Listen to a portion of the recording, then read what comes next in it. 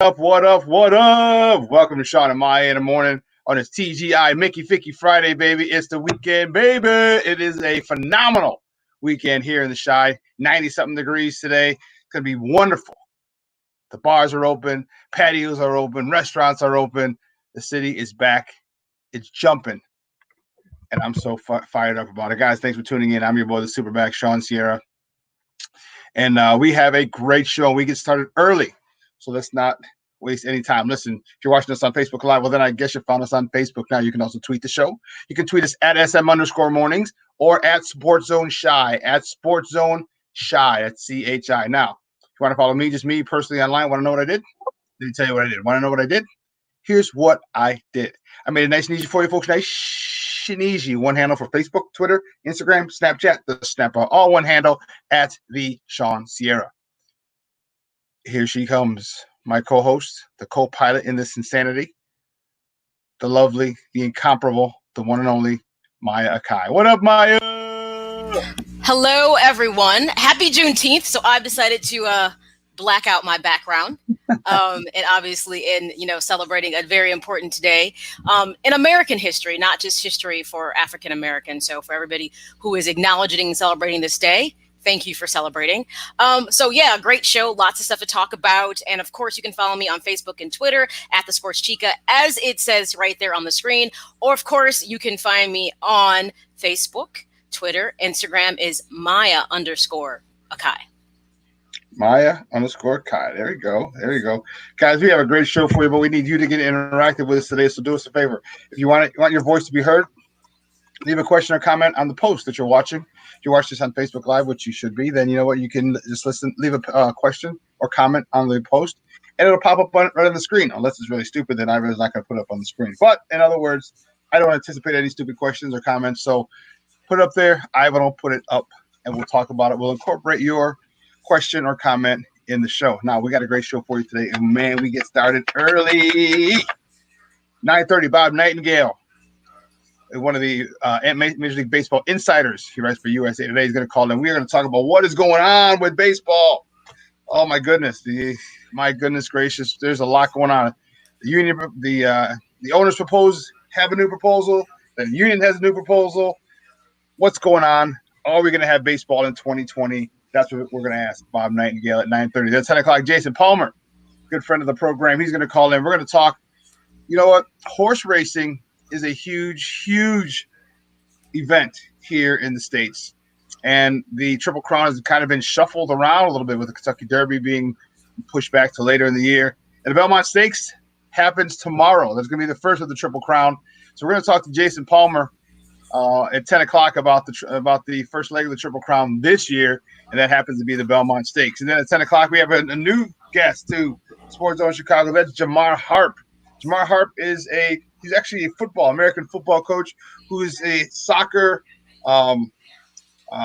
He's actually going to be coming on board with us as our SportsZone Chicago soccer insider. He's going to be everything soccer for her. He's going to help us to expand that area where we got lots of people who watch soccer. We really don't touch on it so much. So Jamar, along with some other people coming on board, are about to become kind of that first part of the SportsZone Chicago insider, family for us to report on those areas where Shawn and I are not very versed. So this is Jamar's first kind of take. There aren't very many of those, Maya, that we're not very versed. Not very areas we're not. But I'm going to own it. Soccer is not my thing. So I got to own that soccer is not my thing. And coming across Jamar, who will down the road will be doing the show, and some of the others, so then people don't feel like, you guys never talk enough soccer. We're about to, approach that right now. And since they were the first to give us something to watch, guess what? We need to know what's going on. They do, and he's going to talk a little bit. The English Premier League is just resumed, and so we're going to talk a little bit about that. How that's got to be with no fans in the stands. No fans in the stands. No fans in the stands. What? There's no fans in the stands. Anyways. And, very much like American sports, the fans are huge. Mm-hmm. You talk about changing momentum. You talk about being a distraction for opposing teams or visiting teams. That's an advantage that home teams have. And without fans in the stands, it could seem a little weird. And let's not forget, soccer over in Europe, the EPL, the English Premier League, they'll draw 60, 80, 100,000 people to those games on a nightly. Mm-hmm. There's no joke over there. They don't play. Soccer is the world's most popular sport. Not here in America, but definitely the world's most popular sport, and that's the world's most, I would say, probably the most famous league is the EPL, English Premier League. And he's going to talk to us about that and how that's gone now that is up and running. It'll be interesting to get insight, because for those people here who watch soccer here, they're often into the European Soccer League, which their enthusiasm is like our enthusiasm with football. So I'll be curious what that first experience was like without the fans being a part of. To me, the fans are like the sixth man up on the team because they get so into it. You know what I mean? Yeah. So I want to see how much that impacted that experience overall, or what it seemed like to be watching it without one of the biggest pieces of the puzzles not being there. So I can't wait to hear Jamar weigh in on that for us. Yes, that's going to be good. And that's it. That's to close out the show, close out the week today at 10:30 a.m. Central Standard Time. Well, listen, guys, you know how we do. The first segment of every show is called Top of the Morning to you, and these are the hot topics of the night before or just some sports in general. And boy, oh boy, oh boy, do we have some doozies. Man, which way do we go? Which way do we go? Which way do we go? Spinning the wheel. You know which way we're going. We're starting off with one thing, the biggest, I guess arguably the biggest sports story here. Major League Baseball Players Association proposed a 70-game plan to owners, and then immediately MLB Commissioner Rob Manfred quickly, I would say almost immediately, rejects the union's 70-game proposal. Maya, are we going to see baseball at all this year? Holy freak. You know what's so interesting? When that initial story came out about, it was a 60-game that MLB proposed. Yep. Like to start on June 13th. It almost felt like there was going to be like, this is it. It's starting. It seemed like this was going to be something that was going to work. And then all of a sudden, just like that went from, nope, we're still in negotiations. We're still haggling. We've not agreed to this. So here we are, getting pretty much through June, pretty close. I mean, we're more than halfway through the month. Yep. So now, okay, we know you can compromise or sacrifice those April and May games because all the teams are starting to get ramped up. But now you're behind the 8 ball because you still need to play, get into the swing of things. We already know that things are going to have to change about how players even interact, travel. All this stuff has got to be affected now. At this point, I'll be honest, we have to ask ourselves, if they can't start playing by mid-July, which to me, here's what I want from MLB. Bottom line, I figure somebody's got to be the one to be the catalyst here and help everyone make a decision. Here's what you say. In order to be able to put a quality baseball season on the table, and we do realize that it's going to be a modified season because of how much of time has passed. If we're not able to come to an agreement by this is our D-Day, then at this point of time, Major League Baseball is going to consider there'll be no season. So I hate to say this. And then you have to say behind it, Shawn, and pretty much this is our final offer. Because as an umbrella organization with the teams, we're looking at how many games make sense in order to even talk about playoffs, things like that. Because you got to modify the season, have a regular season to get to the playoffs. You know what I mean? So for every single week that passes away, you're using the ability to have games that start. They need to say, if we don't start by this point, there's no point of having a season because comprehensively, we've modified it so much. We can't really say we can put together a quality season where we can say who really gets into the playoffs is reflective of what it really could have been like. I say as MLB, just go ahead and take the hit if you can't get them to agree. And perhaps if you put this little flame under them, they'll say, okay, let's agree. Because here's the thing. It's I say, you say, I say, you say. Sometimes you got to drop the hammer if you're supposed to be the person who's in charge. That's just how this works. I know people don't like to hear. I'm just being real about it. But that's the thing is that the commissioner. That's why the baseball the Players Association said, "I see a cup, awesome." The players. That wasn't for you. That wasn't for you. No, that's not for you. No, that's for them. It's not for you. For them. I got them. The people watching. Hey, it's not for you, Shawn. You think I'm putting a cup up for you? This would be the wrong cup. My hat. You're like, it needs to be a shot glass. It needs to be a beer mug. It's not. I ain't putting a coffee cup up for you. I thought this could be Irish coffee. Now I can do Irish coffee. See what I mean? Just like that. Boom. Change it up. But actually, there's the deadline's coming where actually Rob Manfred has the ability to just to call a season and make the season start.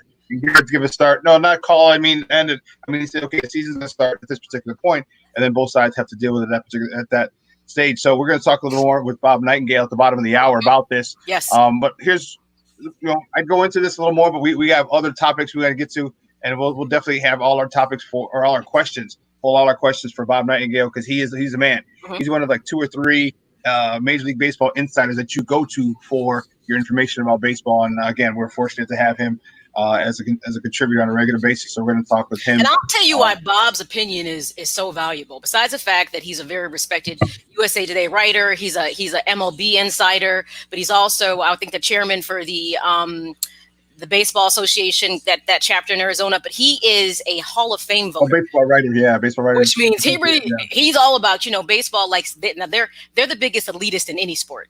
Because just to vote somebody into the Hall of Fame, you have to be on the commit. You know what I'm saying? First of all, you got to be in the Base Writers Association. You can't just be just anybody. You know what I mean? So I'll be really curious to throw my questions at him to see what he gives back, because I feel like they're on the clock right now and time is winding down every day they don't play. Yeah, I agree. Well, the next top of the morning topic, wow. 13 University of Texas football players have tested positive or presumed positive for COVID-19. This is going to cause, as we get closer and closer and the time is dwindling to the beginning of college football season, because next month is when college football players report, the end of July, beginning of August. What is going to happen? This is a scary situation. College football may not happen, especially as you see, especially down in the South with Florida. There's another outbreak because people just don't want to wear masks. They want to act crazy and think everything's fine. How do you think this is going to affect college football, Maya? If there's another big outbreak again, what do you think is going to happen to college football? Here's the thing. We already have accepted the fact that sports as we know it has to change in regards to player interaction, because COVID-19 is highly contagious. And depending on your perspective, there are some epidemiologists that say, okay, well, it depends on where you are at regional. It's kind of like you might still be in the first wave tapering down. But generally speaking, the idea is that we are now in the second wave around the country, because many of the states that often reluctantly, remember, Georgia, specifically Florida, were states that were reluctant to close down. Remember that. They went to the 11th hour. They didn't want to do it. A lot of states like Texas were very soft closures, which means they closed enough to try to drop their cases. But then when they opened, they went hog wild, because that kind of, a lot of people have that herd immunity mentality. We're like, let's just let the Kraken out. And if people die, it's okay, because that's part of what has to happen in life. This is where some people think like that. So we're reopening. Release the Kraken. And if Clash of the Titans, so to speak, you know that, right? Release the Kraken. But I refer to everything that's absolutely crazy like that. But the bottom line is that this is going to be a problem, because remember, we talked about basketball and football being one of those really high contact sports, where it's like it's almost impossible that you will not spread contagion if one person gets it, because of the level of the contact of the game. Not just sharing the ball, but being in huddles, tackling, you know what I'm saying? All of those things, even if you take the fans out of it, you somehow have to determine how to then keep them from contracting it. And it must be something about Texas. I guess everything's bigger in Texas, literally, because you got a couple of Dallas Cowboys that actually have contracted COVID-19. So the bottom line is that this is going to be a big problem, because if this doesn't curve before the season starts, now you have a problem, because again, it's going to affect play like it does everywhere else. Yeah, there've been some diagrams and designs, and I don't know how true they are about football players actually having COVID-19 face masks. So there would be something at the bottom. So basically, all you can see is through the eyes, the vision through the eyes. And I don't know how well that's going to work. I don't know if it's just a proposal or how serious they are into having something like that. I mean, there's N95 masks that honestly could probably be modified to be lightweight and usable for sports.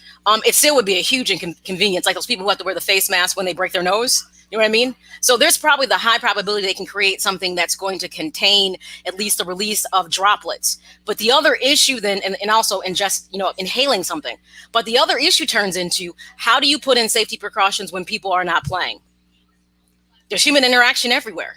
People leave. Are you going to say for the whole season players don't go to class? What do? You don't leave your room? I mean, how are you going to try to ensure there's no other contact? And good luck.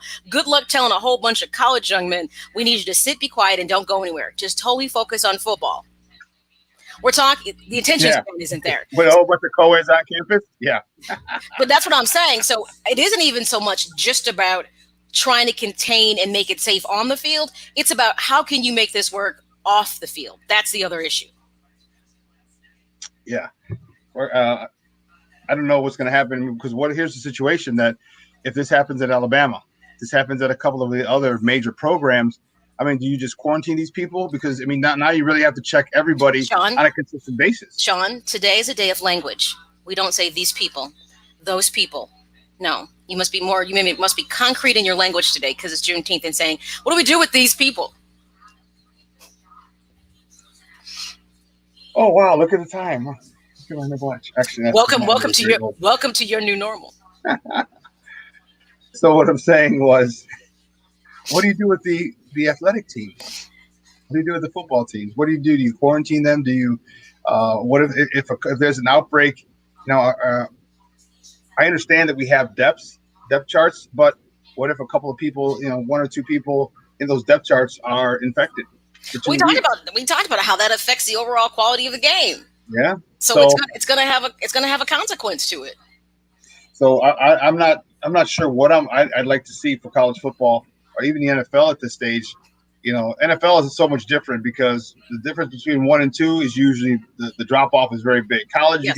you got blue chip athletes, you know, in line. You get usually 2 or 3 in a row, but in the NFL, the disparity between number 1 and number 2 is usually great. So I don't know how this is going to play out, especially if there's a huge outbreak amongst players. Like we just talked about the Cowboys, the Texans. What happens to another team? What if it happens down in Tampa? You know Tom Brady and his new team. Not to be funny, you know, maybe you just treat it like chickenpox. Hey, so and so's got COVID-19. Go in a room with them. Let's just get this over with. Everybody go get COVID-19 so we can just get it out of our system and be done. Because there's nothing that says indicatively that you recontracted. Returns, right. No one says that. It seems like you have an immunity to it or not. I don't want to say that because that's not proven, but you carry at least enough of the antibodies to show that you had it.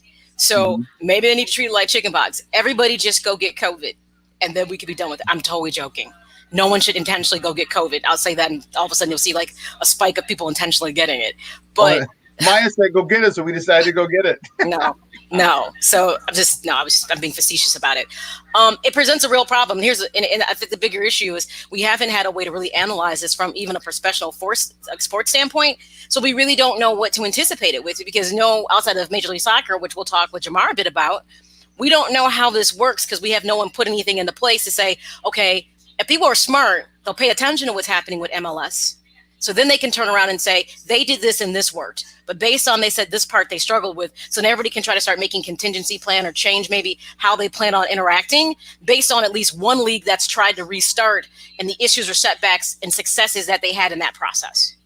Yeah. So basically MLS, the Major League Soccer is going to be, or the EPL, I should say, is they're going to be the guinea pig. So you're going to make a lot of decisions based off of that, like you said, what works, what doesn't work, and go from there. Well, the next top of the morning topic, here's an interesting one. Colin Kaepernick is on the Los Angeles Chargers workout list. It seems like first of all, we had the commissioner saying he encourages teams to try out or sign Colin Kaepernick. We had 45 come out and say he's kind of supporting Kaepernick a little bit. I was like, whoa. After he called him a son of a bitch. Wow, how things change in a couple of years, huh? When it's election time, people flip flop like a son of a. It is weird that we're back to the same conversation during an election year. That is kind of odd, isn't it? That all this kind of bubbled up right at that time. Timing is everything, right? Yeah.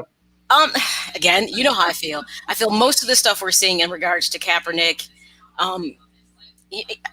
Here's the thing. I know so many people that legitimately are impassioned. They're very passionate about this. I'm talking about non-people of color. So hence that'd be white people. So if I say non-people of color, well, who's that? White people. So that being said, let's not use semantics here. Let's just cut right to the chase because we can do that. Everybody, I know a lot of people that legitimately are invested and want to see change. And they're probably far more awake than they've ever been about social causes. Like they're seeing things and hearing things that have always been under the surface. So what I don't want to do is I don't want to marginalize the people that legitimately want to see change happen, take their intentions and make it seem like I don't want to group it with other people's intentions, because I know exactly how that works because you see it happen to minorities all the time. But when it comes to sports, Goodall, the NFL took a very soft stance on this when we looked at this with Kaepernick originally. There were a couple of teams that were rumored to work him out. Remember, like the Seahawks was interested at one point. Baltimore seemed like they were going to go, but then him and Ray Lewis had some kind of discord that happened, and a girlfriend was involved and spouting off when she should have been quiet over in the corner. And I said quiet over in the corner. But so there were a couple of teams that you heard kind of talking about interest in Kaepernick, but then it didn't go anywhere. So there were plenty of teams that we've seen in the last 2 seasons that, without a doubt, that clearly needed quarterbacks. We knew that. So him not being interviewed or brought in, we knew it was exactly because of the fact of he was being blackballed. Then there was the alleged workout that he was okay with, and then there was something about it he didn't like, so he canceled it. So now I'm like, now we're all just getting in our feelings and being petty about it. I ain't got time for this. I turned that program off because I didn't get locked into Kaepernick because of him losing or gaining a job. I got it while he took a knee, which actually everybody stopped talking about and started focusing about him working. So I knew he was being blackballed. I'm like, but guess what? That's what happens when you decide you want to be an activist. You can be blackballed. You can use your life. That kind of stuff tends to happen. So hence, I wasn't surprised by it. But now to see, let's get teams to have a workout with him. It's disingenuous to me from the NFL. And then I want to say the Chargers are the front runners in that. Well, okay, you have a black coach, and if he was really interested, he could have been interested a long time too. But I'm also going to say this. When you're a person of color in those positions, you're often put in compromising positions because you're not the decision maker. You know what I mean? So I understand, and why I'm not going to come down so hard on anybody who might have been in that position of power, who you could have interviewed him, because being in that position of power, that's given power, not full control. And that's a different thing. So now you may have black coaches and players that may be saying, hey, we want this to be entertained now. And they actually have support and a support group, not just within the NFL, but they have a support group outside the general public that now they can have more traction and say it's feasible and it's viable that he should now be given an interview. Black voices have a different amount of weight than they had initially when he took a knee. Now those black players and coaches have a fan base and a country behind them and saying, yes, he should be playing. Okay, yeah, we know he was blackballed, but now we know what's really going on. We didn't understand it before. So now Kaepernick has the potential to be able to get a job because the climate in this country has shifted. Even Chuck Pagano, back in 2016, when he was with the Colts, he told his players not to kneel. But he's changed his stance. Okay, in the interview yesterday, he said we've all done a ton of listening and learning. He goes, what I know today compared to what I knew back then, my eyes are opened up, my ears are opened up. I think we're all learning a great deal exactly what was going on and what was going on and those kind of things. So, I like Chuck Pagano, but I'm just gonna play that. Chuck, miss me with that. You're doing what you have to do because the current climate in this country dictates that now it's what you need to do. Does it mean it's what you want to do? You're going to tell me your eyes wasn't open to what it was being said before? The circumstances haven't changed. It's just all of a sudden white people are just more dialed in with what's going on. So because now pressure is being applied from the outside with people who do have power and influence, corporations, money. This is a whole different ballgame. So again, Chuck, it's not for me to judge how sincere you are, but as a person of color, I'm just not feeling it. I'm not. Because the conditions and situations hasn't changed. The only real shift in this situation right now is that all of a sudden white people are on board, which as a person of color, that makes me a little bit uncomfortable. I'm like, so what? Somebody else had to die and you had to watch it and see how aggressive it was when you had been told repeatedly it was going on? It wasn't a figment of our imagination, but you had to hear him call out his mama's name for you to say, oh my God, this is atrocious. Come on, people. So this is why it's disingenuous to me. And I feel like at this point, if you were on board before this happened, I'm like, you were right here. But if all of a sudden you're getting on board now and saying, I can see clearly now the rain is gone. I'm just not 100% to say that I can say I really believe that. But I could be wrong. It's not for me to judge people's emotions. I'd have to have a real conversation with Picano to believe it. That's just how I feel right now. And that's not going to happen. We had a texter say, "Why would Cap want a job? Money." I know he's got a settlement. I know he's got Sylvester Joyce has posed the question. Thank you for the question, Sylvester. Money and playing. Okay, when you're a pro athlete, you have your career, especially in the NFL, is finite. But you know what's And interesting? not talking Can about we? the money that he's got in the settlement, but you want to play. But You he just want got to money play. There's from. nothing. There's nothing you can do. Yeah, it's not about the money. It's actually about playing. There's nothing you can do to Okay. simulate that. You can go play basketball in a rec league that's pretty Right. high Right. talented, but to play at this level, there's nothing like it. Like he's not going to go play semi pro for this. If you're Kaepernick, you're not at that level. No, he's You not. just can't do it. This is Okay. something about this is So about getting back into playing. He let misses me it. ask you a question, though, and that's probably true. But see, this becomes this is a cost you pay when you decide to step into the light. And if you do your history, you know what the cost is. So that's why I don't. That's why a lot of people are reluctant to speak up, and a lot of people don't understand that. And that's one thing I think people must absolutely understand about if you know what. And I'm going to sympathize with a lot of athletes and people who didn't step up, and people like me and others might be like, "How dare you? You have a voice." What people don't want to accept is that when you decide to step out and you say something, it often can come with a consequence when you're these individuals. Who was a guy, Malcolm, the guy kept getting drug tested repeatedly, and it wasn't even random. What was his name? He was with the Carolina Panthers. No, Um, Eric Reed. Eric Reed. Eric Reed. And, So they were messing with him repeatedly. yeah. That kind of scrutiny comes. So often a lot of people, they want to speak up. But here was the thing, even within a group of people as being people of color or black people, we weren't totally unified on this. Let's be honest about this. All players weren't on the same page. If they had been, it would have been easier to be a force to be reckoned with, because if they say we're not doing nothing, guess what don't happen? Football. And if it is, you're not trying to watch it. I mean, so we were divided in how to approach this, stand up, take a voice. So I don't look at people who don't want to do it, because I understand what comes with that. On the flip side of it, I'm gonna say this, and people are gonna get mad. I really don't care. Kaepernick wasn't blowing like the doors off the barn when he was starting before he took a knee. So I'm just gonna say this: he was a good quarterback, better than maybe some that are in there, but he wasn't like a Hall of Fame. He wasn't balling out the field like that. I'm just gonna be honest about it. But here's the thing: God forbid he comes back and he's not playing at a high level, because what he has to consider is the scrutiny that comes with that.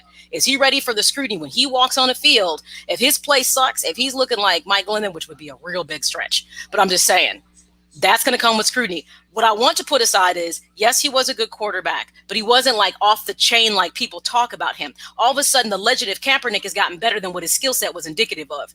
I'm just being honest about it. So he needs to make sure. I'll tell you what, Maya. He was one of the first quarterbacks in this new era of being.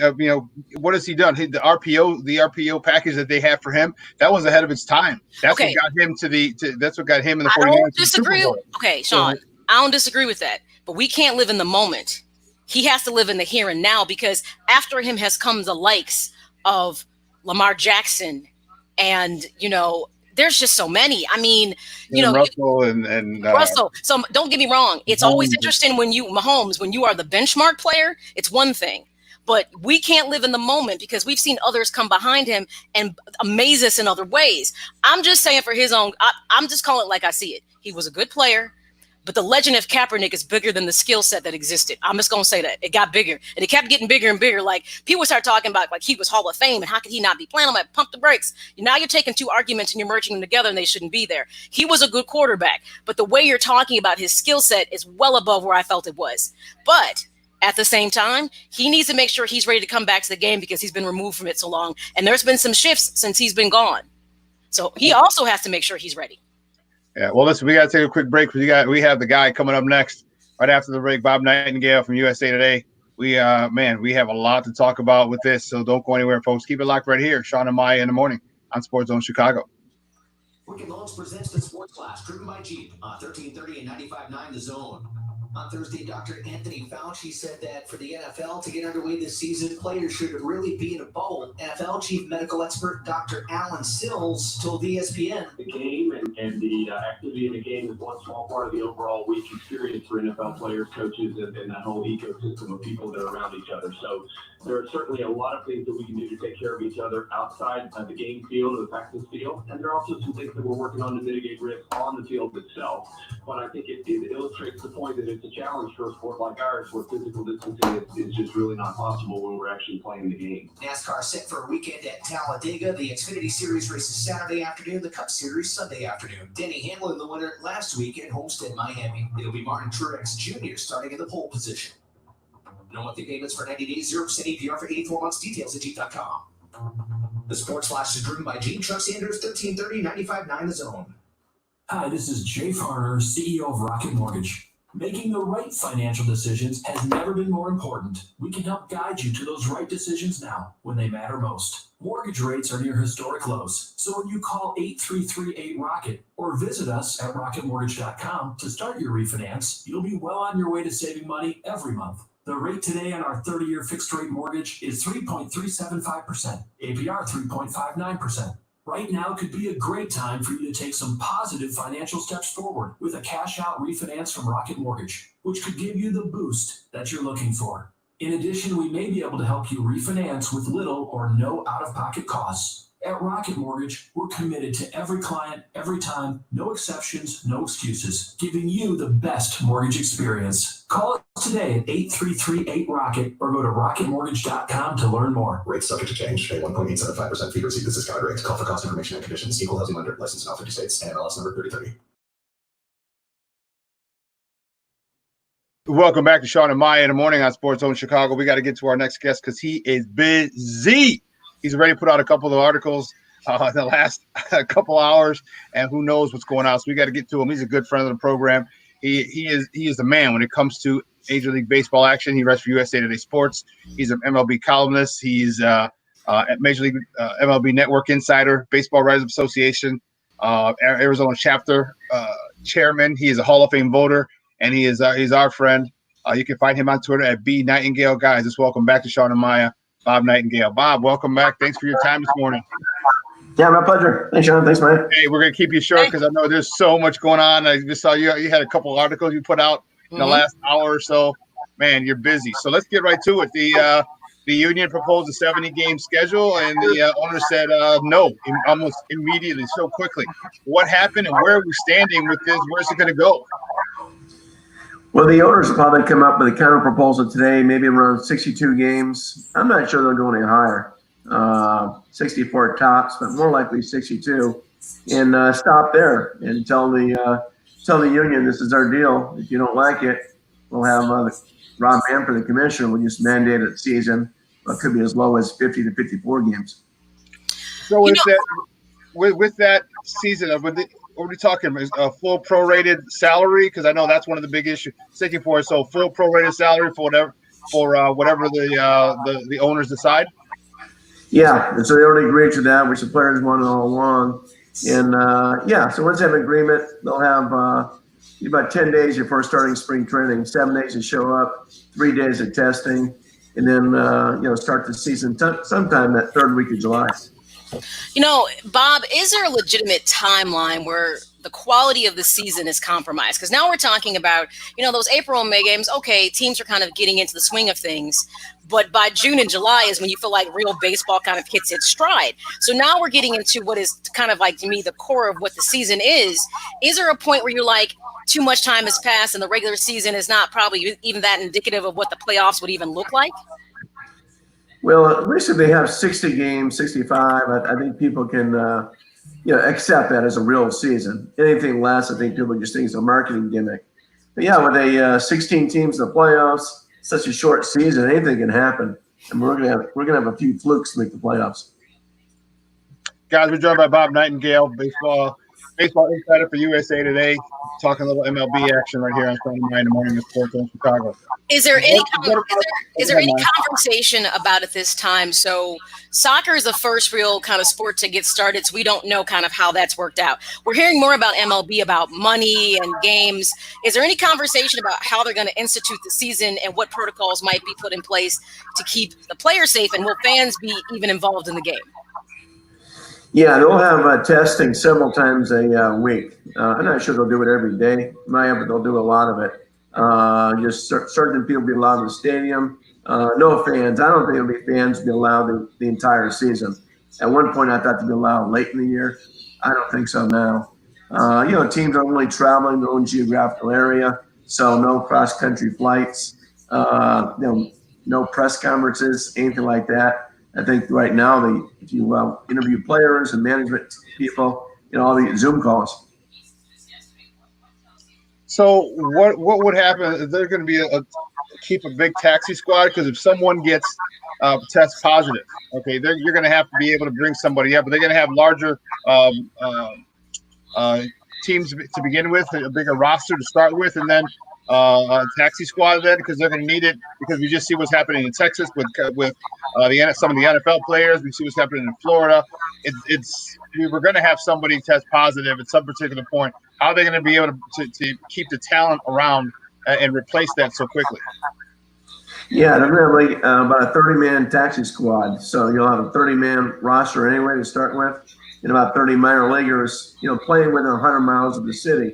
So in case there's guys get sick, if there's a rash of guys get sick, those guys will be available. So they'll be working out in that Maryland facility the entire time, just in case they're needed.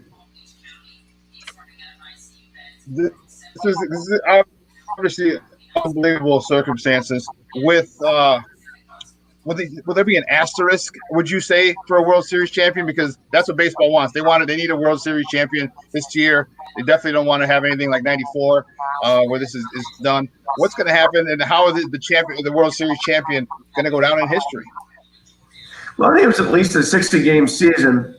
Talking to the players, managers, GMs, they think it'll mean just as much, if not more, than any other season. Because of everything the country's gone through, pandemic, starting spring training, stopping, not knowing if you're going to have a season. So you're going to be pretty mentally tough, to get through this. So that they think it'll mean even more so in some World Series championship years. Wow. So when is the deadline for Rob Manfred to take over and him to say, okay, now I'm mandating the season? What's the date on that for both sides to kind of figure it out before they come to a standstill? What's Rob Manfred's date to say, we're starting today or tomorrow? I would think Monday would be the day. I would think Rob Manfred says, if you guys can't agree on it, I'm just going to mandate the season. Go ahead and file your grievance and do what you want. But I would think Monday would be the day. They want to get this thing started because they're starting to run out of time a little bit. And that's what it feels like. It feels like for every day that moves away, they're running out of time. And at some point, I feel like Manfred has to say, look, this is kind of like the D-Day right here. If we're not playing at this point, even thinking about a season doesn't make sense because of the amount of games and how we're trying to have a quality season. But at this point, I kind of feel like there's this shift in power where the players feel like, no, we're going to take a hard stance on this. Is this kind of advantage players in this current situation versus MLB itself? Well, I think right now it might be advantage owners because each game is worth about $25 million, to the players' salaries. So the owners are saying, hey, we're going to give you 60 games, maybe we'll go up to 62, but that's it. We're not going to go up to 70, what you want, and because they need to get the season started, by the last few days of July at least, because they want to end the season on September 27th and start the postseason. Because they're scared to death that the postseason drags on too long. That second wave of the virus is going to hit and cancel the postseason. You lose the postseason, there's $800 million, down the tubes. And it's interesting we talk about second wave because we're looking at those states like Texas and Florida, possibly Atlanta, that are what we can, I guess, say officially in their second waves. I have to think about what does that mean for their teams because they're sitting kind of right now in what is the hotbed of what it looks like. And then other teams obviously are going to have that concern of, well, what happens if it makes the shift to us? So I'm wondering if there's going to be a thought of if your state is in the point where it's looked at a second wave is happening, does Major League Baseball say, should we be going to play in those states? Is that something that would be considered? Well, I know that during the postseason, they're talking about neutral sites, just in case the pandemic hits. But right now, I think, with the virus the way it is in Arizona and Florida, that's why just a couple of teams will be training in each of those states. They have spring training sites there. So the White Sox and the Cubs, both be training at their own ballparks in Chicago. So very few are going to travel to Arizona and Florida. I bet no more than 3 or 4 teams total. Okay. Bob, why are both sides so hard-headed in this particular situation? Because there's new labor talks coming up after 2021. Wouldn't it be good to say, okay, if I give now I can ask for a little more after the 2021 season, or is it that's kind of a sign of weakness from each side? Is that why they're holding firm? Because my thought process is, I say, you know what, if I give now, okay, especially if I'm the owners, if I give something now, come 2021, I'm going to expect something in return. Yeah, I think it's just both teams just entrenched in their sides, knowing that, hey, we got to get something, we got to show each side that we're tough. If it's a sign of weakness, they're going to use that against us when we have bargaining agreements or bargaining negotiations next year. So I think that's why. Then, they had that March 26 agreement, that thing, full of loopholes and everything else. So each side kind of held on to that thing. I think that thing was kind of sloppily written, or else, I think we could have got an agreement a lot earlier than we're going to have now. Do you think a part of this is, okay, so we know that money is a big rallying point with this. Is a sticking point for the players looking at the contract deal that baseball was able to get that kind of doesn't dump all the money into one season, but clearly they have a safety net that was put out there that it's like, well, we know there's money here, so we want a piece of that security as well. Yeah, I mean, the players are say, hey, we know you're going to lose money this year. Every team, every owner is going to lose money. But look at all the money that you've been making over the years. Look at the Ricketts family bought the Cubs about $880 million. That's worth $3 billion now. That sort of thing. So every owner has made a killing year after year. It's just not going to happen this year. So the players are saying, hey, just look into your checkbook. Go into your reserve funds. You got the money. You're going to get the money after this year. Just hold tight. And not to mention, Bob, don't forget let's not fail to mention it. Baseball just got $1 billion contract deal done with Turner for the postseason. So baseball just obviously didn't get a total $1 billion right now, but they have money coming. And when you see that, I can see why the players are saying, well, listen, you just signed $1 billion deal with Turner. You're going to have money coming soon. Yeah, it starts in 2022, but you're exactly right, Shawn. And it's a $470 million a year just on Turner alone. So it's like a $3.7 billion TV contract. So yeah, the money will be there. Man, that is insane. So in your eyes, who do you put fault on the most, or is it evenly dispersed? Because I personally think the owners, I would say more owners than the fault falls on them. Because listen, you have the money, pay these people, and I can say you go and you negotiate afterwards in 21. But your thoughts on who do you place the blame on more so, or is it evenly dispersed? Well, just got a huge misunderstanding with that whole March 26 agreement. On the front page of documents says if there's no fans, if there's travel restrictions, then you have the right to renegotiate and talk about salaries. Later on in the document, it doesn't mention that. It just says pro rata pay. So that's a problem. I think when the deal was done in March, the owners thought, okay, if we're not having any fans, the players will take a 30-40% pay cut. And the players never thought that. So just a huge misunderstanding over that. So kind of blame the attorneys that drafted that agreement. Just too many loopholes on both sides. Leave it up to the attorneys to screw it up, huh? Yeah, right.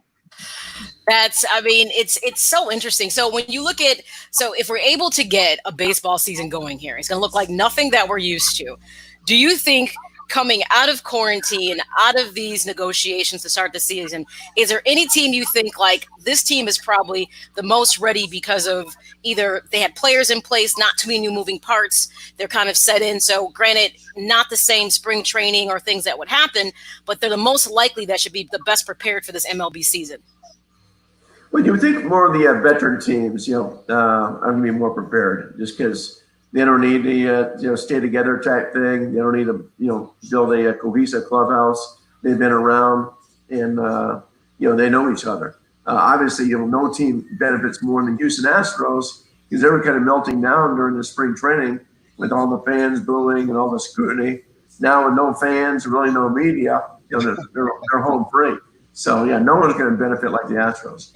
And that's interesting you say that, because as quickly as I'm like, you know what, that had been pushed to the back of my mind. Yeah. About the scandal that would have gotten a whole lot of momentum had we had a regular baseball season. But now there is nobody to tap on trash cans and to do weird things during the game. So it's interesting, but not so much the Astros. Do the Red Sox get away with this, so to speak? Do they kind of come out the clear? The Red Sox more than the Astros? Yeah.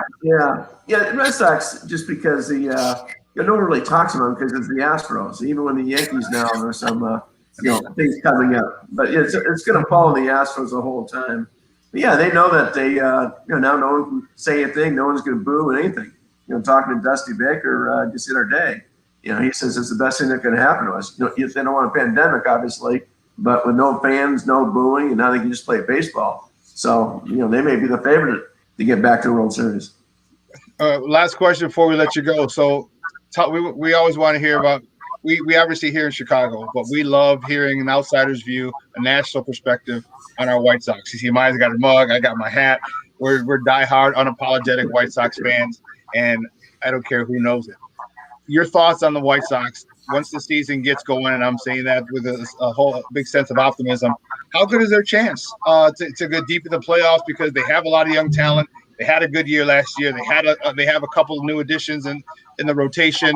You have a lot of guys who've really come out and stepped into the limelight of being a star, maybe even burgeoning a superstar. What do you like about the White Sox chances once the season starts? Because there's not going to be a lot of ebbs and flows in such a short season. No, I mean the thing about a short season is anybody's got a chance now. I mean anybody. So just my White Sox. Just my White Sox. I don't want anybody. It's been since 05. Yeah, they got the young talent. You wonder if it's the fact they haven't played. I mean, the one thing you like about the White Sox is that they're developing into a great team, but without having played so far, that development has been stalled. So you don't know how the young guys will do. And certainly they're in the right region of the country, because now it's just the NL Central and AL Central play one another. In the Central region, AL and NL Central is very weak. I mean, Minnesota Twins only real power from a year ago, and who knows if they can do it again. So I certainly like their chances to make the playoffs. You said World Series? Is that what you said? See, Shawn, don't put the cart before the horse. He said playoffs, and I'm gonna take that. I'm gonna go with that because I feel like maybe. So I thought he said World Series. I don't know. That's what I thought I heard. I don't know. Earwax. One day, not too far away. Hey, Bob, great stuff, man. We appreciate it. I know you're busy, and we appreciate you taking time out, especially in these busy times with all these negotiations going on. Do me a favor, let everyone know where they can find you online. Yeah, just USA.com or B Nightingale on Twitter, and that's it. Awesome, buddy. Thank you very much. We'll talk soon. All right. Thanks, Bye, Sean. Bye. Bye now. Guys, that was Bob Nightingale from USA Today. And he said that the White Sox have been getting the World Series. He did not. Okay, look, see that. You know he didn't say that. Don't be changing up that man's words like that. Because I'm like, look, don't be. He's reputable. Don't be messing with his reputation. Talk about. That's what I thought I heard. There was some background. I was trying to decipher. Wait, World Series, White Sox, what? Short season, what? Look, I know his name is Bob, but this ain't bring your own BS. Okay. No. It's interesting because I think he hit the nail on the head, and he said something that all of a sudden it bothered me. So we're in this pandemic, which means no fans, when I just tell you like that bothered me, I'm like, okay, I've been waiting for this season. Yes. I've been waiting for baseball, and to feel like now, don't worry, I'm watching on TV, whatever it is, I'm part of it. I'm just upset I won't get to be at games. But the thing that's not what he said that bothered me. The fact that Dusty Baker was like, this could be the best thing ever for us with the Astros, because he's a new manager, is because there's no fan base. All the scrutiny's been removed. My players can just focus on baseball. Now, see, here comes that conversation we said, because Major League Baseball really failed to levy any punishment on the Astros. Like, really like you can't be in the playoff, in the World Series or playoffs, no matter how well you do for X amount of years. I felt the punishment was too soft. If them yahoos turn around, and I called them that too, if they turn around, because you think about it, they're still a good team. If they turn around and get in the playoffs and make the World Series, I'm going to be pissed off because there was no real punishment that I said should have been in place in the first place. Yeah, that makes sense. They should have been. They should have been banned from the postseason. In addition to the draft picks, Again, 2 years, I'd say 2 or 3 years banned from postseason play would be great because that hurts them now because they can't get to the postseason. That hurts them in the future. So after this season, any free agents who want to go, like, oh, wait a minute, I can't even get to the postseason and get a, I may be the missing piece they need to maybe for a World Series push, but we can't get there because of these sanctions. So I'm not going to sign there. So it hurts them in the future as well. There wasn't enough done, and by Major League Baseball, that sucks. I said that, and I was like, "This is a joke," because we've talked about this. I think it was either Casey Boguslaw or somebody else was on the show once who talked about the amount of minor league players that actually matriculate to the major league level and have a level of success that you anticipate they're going to have. So you pull in draft picks, you could be at the bottom of the barrel and still find a good draft pick that may turn, you know what I'm saying? Yeah. That may draft picks don't make you a better team instantaneously. It's something you add into the mix. So I was like, that's not enough. And I was like, I want postseason banned for a couple seasons. The other side of this is Boston gets to walk away again and not look like dirty. So they got rid of Cora. They're like, oh, well, we got that of, the detractor, the person who was part of this. That's not the Red Sox way. And there was no real punishment levied to them either. So if either one of them two teams manage to do well in the postseason, I'm going to be really pissed off and be like, not only is your legacy that you were a piss poor commissioner, Manfred, because you totally were willing to bend over backwards to make sure those two teams were not properly, definitely without question punished for being cheaters. And here's the thing about baseball that's bad. We seem to be okay with cheating. Because if you ain't cheating, you ain't trying, and shit ain't happening. So I hate to say this. I feel like in my favorite sport, we're okay for people to cheat as long as it gives us something good to watch. And then we want to act like we don't know you did it. I don't know if Memphis is bending backwards or forward or bending over. I don't know. How about both? How about always? But how you know what? Always? Here's the thing is, like, I don't know. When you look at Roger Goodell and you look at Adam Silver, you look at guys who like truly are into their sports and and whatever their job is, they get paid good money. Okay, to be the shield, to be protected, to be the buffer, whatever it is. But like they give a damn about their sport. Roger Goodell gives a damn about football. Silver gives a damn about basketball. Does Manfred even give a damn about baseball? I'm gonna tell you something. I don't know that I'm gonna look at you and tell you that anybody you just said I feel is truly passionate about the sport. Because I look at decisions that they make that tell me otherwise. First of all, most of these people are not former athletes. So now we got a bunch of executive suits and ties. There's Harvard types that never actually played the sport. So really, where is their passion coming from? Dollars, holla. So with that being said, Shawn, I don't look at any of these commissioners. And you know what? The day that a player becomes a commissioner of a sport, I may feel differently about it, because then I'll be like, there's passion there, because there's a person who understands at least the player side. Their struggle might be with the ownership side, but they're going to have to be able to make that, that ultimate kind of, migration over. We see that, for instance, when players become owners of teams, they have to step out of that role of being a former player and behave as a business owner, and they struggle. And then their teammates go, well, you should know better. It's like, but now I have to balance this out. I can't just make a decision based on just being a player because it's a business. So I don't know that I feel any of those commissioners are just so passionate about the sport. I think they're passionate about making money. That's what I think, in my opinion. Well, I feel like Manfred, just from this week going around in circles.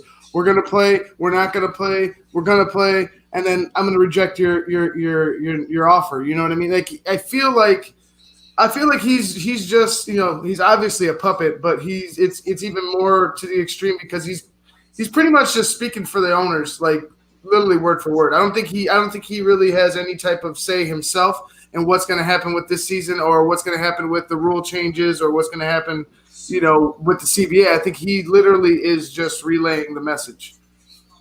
That's right. I mean, that could seem like it, because I will say that at least you're right, with Goodell and with Silver, there is a lot more action-oriented things happening. Mm-hmm. Like they're not pigeon-held by they make decisions, and even though they may know some of the owners won't like it, the players may not like it, I've seen them had to make those kind of things happen. You're right, with Manfred, you feel like he's running around with a chicken with his head cut off. Mm-hmm. Because at the end of the day, you're supposed to know the post of, you go to your owners and you say, look, what is it that you want from in regards to a season? Give me your hard and fast, what you feel like you can't move on, and then let's have a plan B. And then you take that back, and then you know what you're dealing with, because he is the umbrella for both. There is supposed to be a certain amount of balance of how he approaches this. And you have that same conversation with the players and say, look, you want this, but here's what makes sense from a standpoint of the season. Because remember, travel restrictions are now in place. Look at like the silos of games that will now be played because of it. The time is ticking. This is not our normal season. Can't we agree to disagree on some things? But for the sake of our fans, can we not get this going? Seriously. Yeah. Oh, I agree. It's maybe he should send his wife in to do it. Maybe they can get some shit done then. I don't know. You know, the bottom line is decisions have to be made, and they have to be made quick. Yes. Baseball is a sport that it should be happening now. Okay, this is a crazy time because we're expecting baseball. We Sox fans need to be complaining about this guy should be up. Cubs fans need to be complaining about this guy should be down or this guy should be up. We need to be complaining. We need to be watching baseball, and it's going to do. And it's unfortunate I didn't get to ask Bob, but one of the questions that I wanted to ask, how much damage is this going to do to the fan base across the country if we don't have a season? Are we going to have to wait till Sammy and Mark McGwire, another two guys home run? You had to wait 4 years for that. Okay, after the '94 cancellation of the World Series. So how much damage is it going to do to baseball? I think it would be an immense. It's weird because there's always this piece about the pandemic that gives them a little bit of credence to say there was no season because of the pandemic, and then we had to figure out how to play during this. But then there was I'm not remiss from the fact that I understand this is a business and there's some things that have to be hashed out. So I don't think that fans will be extreme. I mean, we're not going to be happy about it, but I'm going to tell you what the problem is going to be. They're sitting on top of a future CBA. And if there's any friction with that, if that possibly turns into a strike, fans aren't going to like that. So first of all, you gave me a modified season that I understand why the first time, but now you're trying to strike and you're going to take baseball, make it even, I got to have 2 seasons back to back. You know what I'm saying? That aren't going to be good seasons. That's going to be a problem with the fan base when they get to their CBA, which is totally about the autonomy of each side being able to agree. That's when I think they're going to have a problem. I just think that at this point, millionaires arguing versus billionaires is going to, again, in 20 years, what is going to happen every 20 years, and fans are going to be held accountable. Ridiculous. So I just think that argument, yeah, Berto, Manfred is a clown. We should really get off the fence and let us know how you feel, Berto. Thanks for the text. Could you be more descriptive? I need a more descriptive word because there's all kinds of clowns. Are we talking like a Harlequin clown? Are we talking like What am I here to make you? Bozo. That's what we're talking. Bozo. I mean, what are we talking here? Well, listen, we got to take a break. We're going to shift gears a little bit. And the Triple Crown horse racing's Triple Crown has had a slight alteration. Okay, and the first leg is actually happening tomorrow. So our good friend Jason Palmer is going to come on, and we're going to talk about the Belmont Stakes this year being the first leg of the Triple Crown. So don't go anywhere, folks. Keep it locked right here. Jason Palmer coming up next right here on Shawn and Maya in the morning on SportsZone Chicago. Quicken Loans presents the Sports Flash, driven by Jeep on 1330 and 95.9 The Zone. On Thursday, Dr. Anthony Fauci said that for the NFL to get underway this season, players should really be in a bubble. NFL chief medical expert Dr. Alan Sills told ESPN. The game and the activity in the game is one small part of the overall week experience for NFL players, coaches, and that whole ecosystem of people that are around each other. So there are certainly a lot of things that we can do to take care of each other outside of the game field, the practice field, and there are also some things that we're working on to mitigate risk on the field itself. But I think it illustrates the point that it's a challenge for a sport like ours where physical distancing is just really not possible when we're actually playing the game. NASCAR set for a weekend at Talladega. The Xfinity Series races Saturday afternoon, the Cup Series Sunday afternoon. Denny Hamlin, the winner last week at Homestead, Miami. It'll be Martin Truex Jr. starting in the pole position. No monthly payments for 90 days, 0% APR for 84 months. Details at Jeep.com. The Sports Flash is driven by Gene Truck Sanders, 1330 95.9 The Zone. Hi, this is Jay Farner, CEO of Rocket Mortgage. Making the right financial decisions has never been more important. We can help guide you to those right decisions now when they matter most. Mortgage rates are near historic lows, so when you call 8338-ROCKET or visit us at rocketmortgage.com to start your refinance, you'll be well on your way to saving money every month. The rate today on our 30-year fixed-rate mortgage is 3.375%, APR 3.59%. Right now could be a great time for you to take some positive financial steps forward with a cash-out refinance from Rocket Mortgage, which could give you the boost that you're looking for. In addition, we may be able to help you refinance with little or no out-of-pocket costs. At Rocket Mortgage, we're committed to every client, every time, no exceptions, no excuses, giving you the best mortgage experience. Call us today at 833-8ROCKET or go to rocketmortgage.com to learn more. Rates subject to change. A 1.875% fee receipt. This is discounted rate. Call for cost information and conditions. Equal housing lender. License not 30 states. NMLS number 3030. Welcome back to Shawn and Maya in the morning on SportsZone Chicago. We just got off the phone with Bob Nightingale from USA Today. Bob was looking cool as a mug, wasn't he, Maya? Had a shirt on, had a little chain. I was like, you got a little bit more gray. Look at him. Baseball was working his nerves. No. You going to write about baseball? Or you going to the club? You're silly. You're very silly. Look at Bob. I can see the sleeves roll up and everything. Like, excuse me, give me 2 bottles. I'm gonna pop some bottles in the club. Bob was looking good, boy. I like it, Bob. Oh, Charlie. You know what? We gotta hang out next time we go to Arizona. Me and Bob definitely gotta hang out. Like, Bob, what's going on?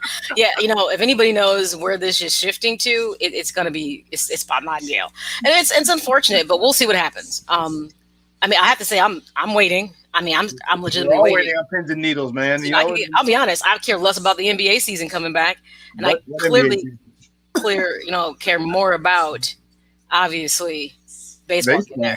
Yeah, I agree. Basketball season, I couldn't care less. Truth be told, I really couldn't.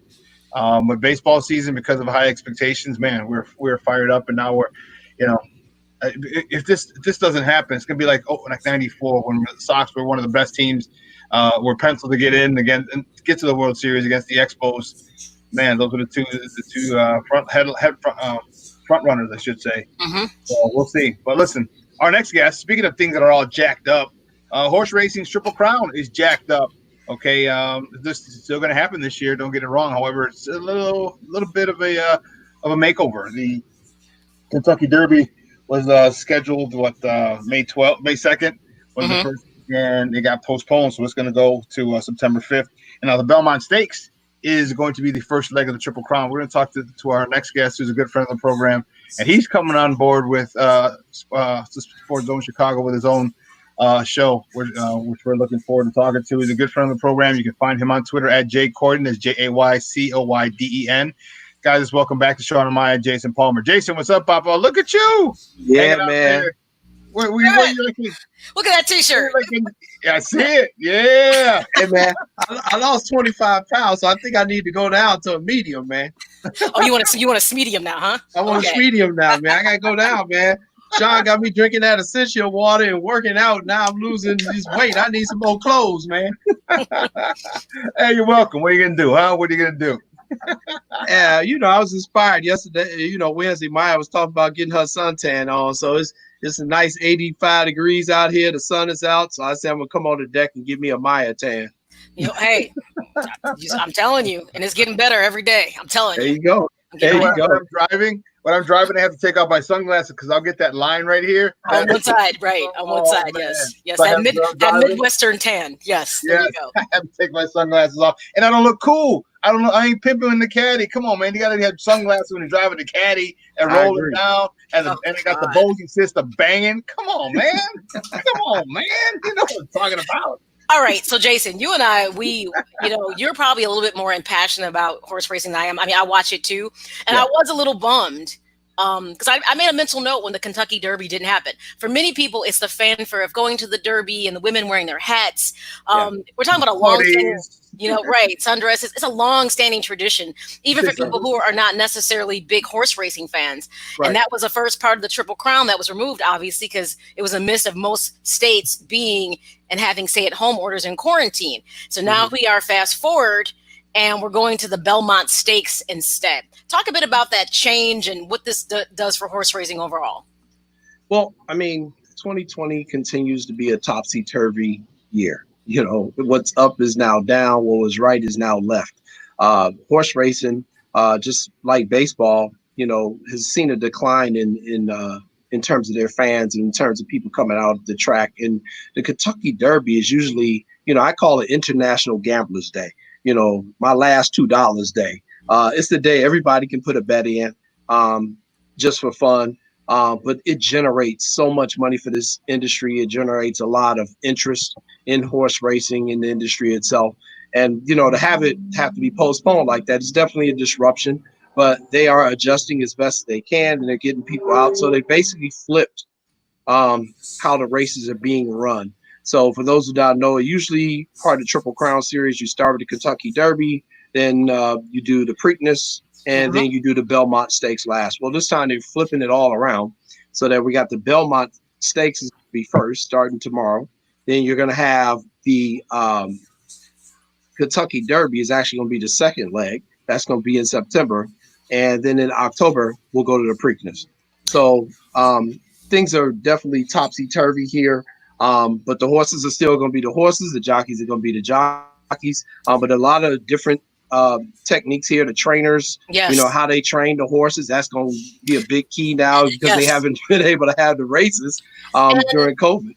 And that's the thing that's interesting, because the whole thing about the Triple Crown, which makes it unique, is because most people just know, it's the Kentucky Derby, it's the Belmont Stakes, it's the Preakness. Okay, but if you ask them, well, do you know what makes them uniquely different? Is each race has what I would say is a signature to it. So, obviously it's about surface. Obviously surface is a big part for the first two. And then the Preakness is about distance. What is that horse endurance, regardless, so much of what the surface is, so to speak. So what I think will be interesting is, in looking at this, because it's like, okay, you're reversing your surfaces. So to me, Jason, I don't know how much that changes, except for that piece you talked about, horses not being able to get more races in before they got to this point. If we were jumping right into the Preakness, I might be like, that might be a problem. Right. Because, this is why there's few Triple Crowns, because you rarely have that horse that can master all of those things. Usually the Preakness makes everybody come undone. Sure. So the Belmont, which is usually the third leg, is also the toughest because the horses have, had those two competitive races in the previous 5 to 6 weeks. And it's also the longest. Traditionally, it's a mile and a half. So this time what they did was they cut it down to a mile and an eighth because the horses haven't had the race, and it is the first leg. So this will only be 9 furlong race. Okay. Also, usually in the Kentucky Derby, which is the first one, you may have up to 20 horses running in the Kentucky Derby in the first leg. Well, here in the first leg, we've only got 10 horses that are running. So Totally that's going to make a completely different. So everything about this is going to be different. Also, there's no fans that are going to be in the stands. Now, people will say, well, how does that matter? Well, if you know anything about horses, they're very skittish. Very skittish creatures. They react differently when there are 80,000 people in the stands screaming and yelling their heads off. I've got to get down to the Kentucky Derby just for that experience itself. But, the animals react to that. So, we're going to see how the animals react with nobody in the stand, and there's only going to be 10 horses here. It's going to be an incredible race, I imagine. But again, the horses haven't gotten their regular amount of work. And if you look at a horse just like an athlete does, you want to see when was the last time the athlete played? When was the last time the athlete worked out? And I think that's going to make a huge difference, in this race itself. Also, the post positions as well. Obviously, only 10 horses, not 20. So that's going to make a big difference. And the Belmont, traditionally, when you look at it, the horse that has been in the number 1 position has won the race 23 times, more than any other position for the Belmont. So, it's so many different things kind of going on here. It's so interesting because it's going to be, we say there's an asterisk to everything. I hate to say it. So in the event that we oddly get a Triple Crown out of this particular year, I don't know that true horse racing enthusiasts will feel that it's pure. You know what I mean? Because especially with the Belmont, it's like that's one of those different barometers besides the surface piece. And so I just kind of think that horse racing enthusiasts are going to say, okay, so you got a Triple Crown, but it was a year that we didn't exactly, horse racing isn't what it traditionally was. Well, it's definitely going to be an asterisk. And here's one other reason why, Maya. And I hate to cut you off, but think about it. Usually Kentucky Derby, Preakness, and Belmont, again, they're held within that. The Kentucky Derby is the first weekend in May. The Belmont Stakes would be around this time, 6 weeks. Well, now we're talking about the third leg, and it's not taking place until October. Right. And, the second leg of it not taking place until September. So you're gonna have the first leg, and then the horse is gonna have 2 months, 3 months actually, to really just relax and rest, and then it's gonna get another month for the third leg. So an asterisk would be putting it mildly. Yeah, it's just a whole different look. And if you're not into horse racing, I always tell people watch it because these 3 races are very exciting. I mean, they're so intense. And you will not know half the horses or the jockeys, nothing. It doesn't matter. Horse racing is that one sport. All you have to know is, I think I like that horse. So he looks like the other, though he looks like the other 9. I'm just kidding. He doesn't. He does not look like the other 9. They all often have very unique features about them. Right. But it's the kind of thing that's just fun, and you just go with it, because the thing about it is, especially with the career of a lot of horses, is there aren't real careers. That's the crazy thing about them. They have very short windows of opportunity to be exceptional at what they do. And at that point, what is the time frame? Roughly 3 to 5 years. And at that point, it's kind of like, if you haven't. Now we're gonna breed you. Right. Now we're gonna breed you. Right. That's the real career, Shawn. I hate you too. I hate you. You could be a stud. I mean, that's every man's dream. You can be a breeder. I get paid to do this. Okay. So, yeah, it's really a short window for a lot of those horses to compete at a level. And unfortunately, like you said, some of those races that would have occurred that we'd watch didn't happen. So to be honest, I can't even look at the Belmont and say I'm not sure who my clear winner is on this, because there's not been enough activity for me to feel like I know a horse well enough to pick one. Well, for anyone who really even doesn't understand horse racing, here's the thing: you're going to be just as good as the so-called experts are at this. It's all a crapshoot. It's all a guessing game. There are some things you can use statistics. Some people bet by the jockey. Some people bet by the owner. Some people bet by the trainer. Some people bet by, can this horse run in the mud? Can this horse run on dirt? Was it a synthetic surface? All those things come into place. And basically, it's all a crapshoot. It's all a guess. It's kind of all up to you. Shawn is going to be no better at this than Eddie Olczyk is at this. So that's what makes it also kind of fun, in that anybody can kind of win. People pick by, the names of the horses, all sorts of stuff. So, I agree with you, Maya. In this particular race, Tiz the Law, which is running out of the 8th position, which has won the Belmont 5 previous occasions, is the morning line favorite. He's at 6-5, which is pretty much even money at this point. But the thing about Tiz the Law is he has not raced since March the 28th. And he had a workout 5 days ago, 4 furlongs in 50.4, which is not, world breaking at all. You basically want to see your horse doing about 12 seconds per furlong, which would put him at about a 48. He's ran it 5 days ago, 4 furlongs at 50.4. Then the other 2 horses, which I'm really kind of looking at, is Tap It to Win. Love that name, by the way. He's also coming out of the 1 position, which we said historically has won the most. But Tap It to Win ran a race on June the 4th, and he finished in first place by 7.5 lengths. So he slaughtered the competition. The two horse, Soleil Volante, also raced June the 10th. Did a workout 12 days ago in 49, so worked out the day before that race and put up some pretty solid numbers as well. So those are the 2 I'm really looking at. I really like Tap It to Win. I think he's got some good speed, and he's coming out of good position. And again, with it not being 20 horses, only 10, I think that's going to make a huge difference. But the truth of the matter is, this is a wide open races. There are probably only about 2 or 3 horses that don't have a legitimate chance of winning this thing. And because, it's COVID, don't be surprised if that horse is currently at 50-1 Jungle Runner. If Jungle Runner doesn't finish first across the finish line this year. I mean, so here's the question. Is it possible that this could go against stigma and say that legs can be too rested in this? Often in other sports, for humans, rested legs are a good thing, but for horses, this may have a whole different kind of situation for them in regards to their training and overall kind of how well they perform in their races. Sure. So in general, and I mean that literally, in general, you want to look at a horse that's, had a race perhaps within the last 30 days or so, has also had a workout within the last 30 days, but you also don't want them to have worked out, a day or 2 before the race, even though, Soleil Volante worked out the day before his race and did win. It just kind of all depends. There's a lot of different circumstances, but generally you want to look at a horse that's worked out within the past 7 days, and a horse has had a race in the last 30 days, and that the horse was competitive. If they had a top 3 finish in that previous race or the 3 previous races, and they've been consistently, as we say, in the money, finishing 3rd, 2nd, or 1st, you've got a history there of a pattern of a horse is kind of built to win. So, that's one of the reasons why I like Tapping to Win and Sole Volante. But, you also cannot count out Max Player, who's running out of the 3-hole. And the real scary horse for me is another horse called Pneumatic, who's running out of the 10 spot. He's going to be out there by himself at the start, so we don't have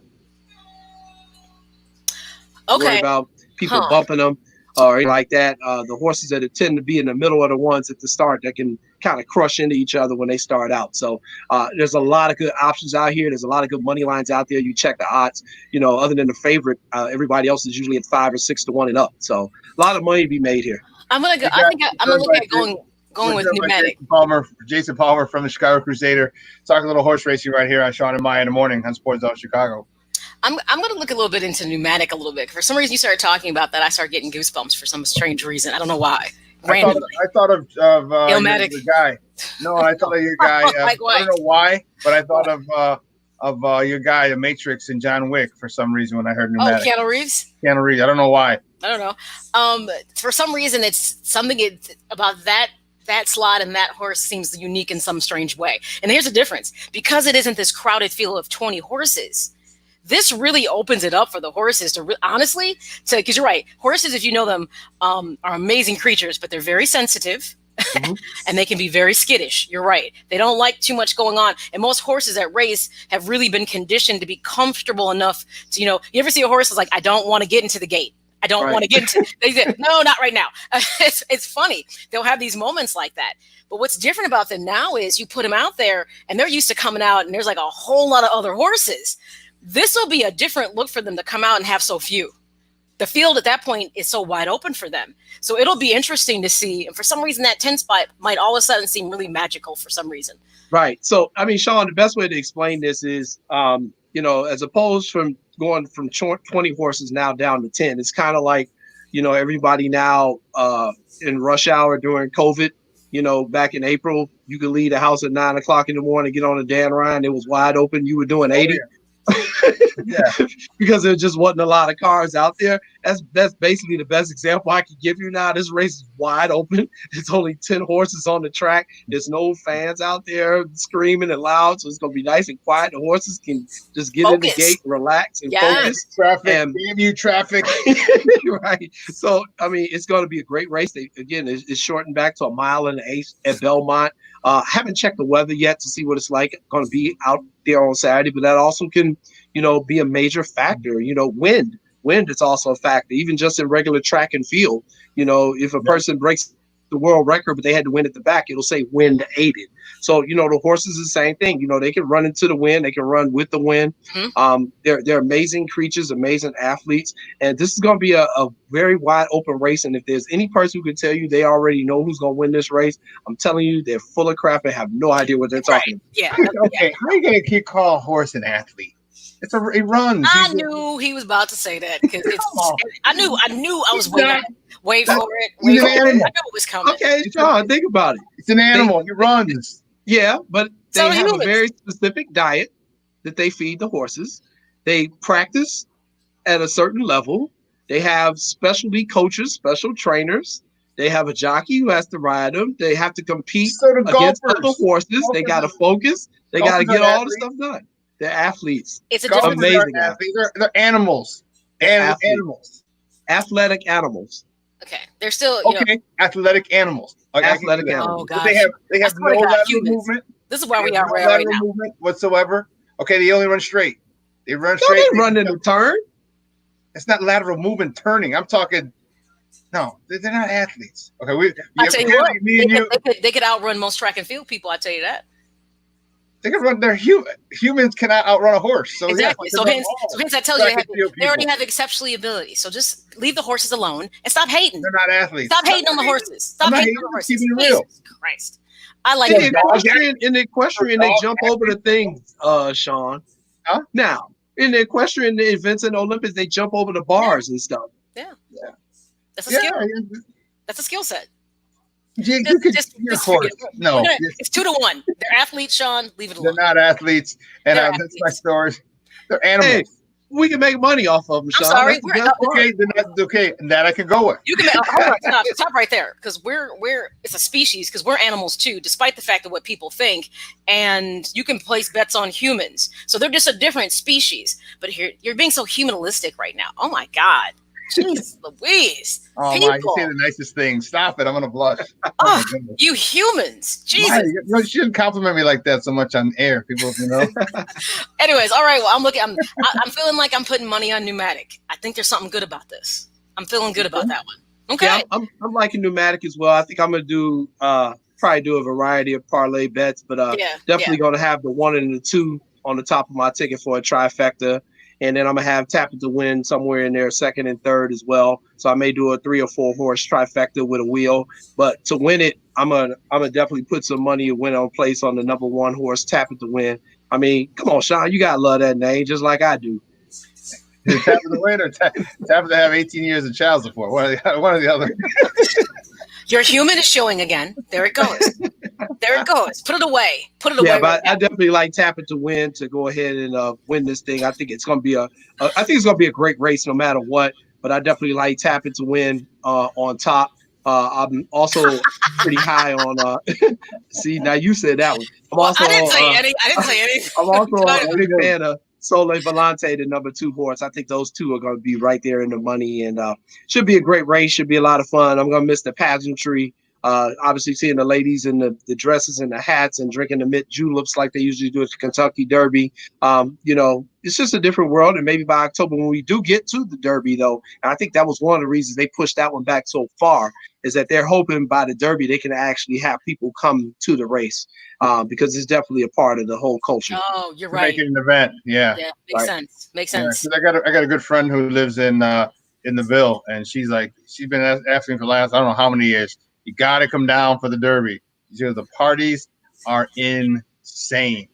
She said, she goes, the race is the most prominent thing. She goes, but the parties, that's 1B. Well, and what's happened in recent years too, Shawn, a lot of the celebrities have started to go down there for the Kentucky Derby because it's to be seen and to be dressed and and the parties are now off the chain. It's basically, a lot of people don't know, there's many parties during Kentucky Derby weekend as there are during the Super Bowl. Oh, I believe that though. Oh, I believe that makes sense. I can totally see that. That would make sense to me. People have parties outside of the Derby, like in different states. I mean, so no, it's one of those things that definitely from a historical standpoint, lots of people gravitate to it. You're right. It's a different type of popular. Here he goes, Birdo. See what you started? There's your boy right there. You're the one who said on top, Maya. I did not say that. Anyways, he said that and I laughed. Get it right. Shawn, you've been trying to mix up everybody's words today. I noticed that. I'm watching that. Anyways, good stuff. Good stuff. Thank you, Jason. Yeah, Jason, thanks a lot. You know what? I'm actually taking a flyer on Jungle Runner just because. What the hell? 50 to 1? What the hell? That's a nice little return on investment if you throw $10 or $100 on it.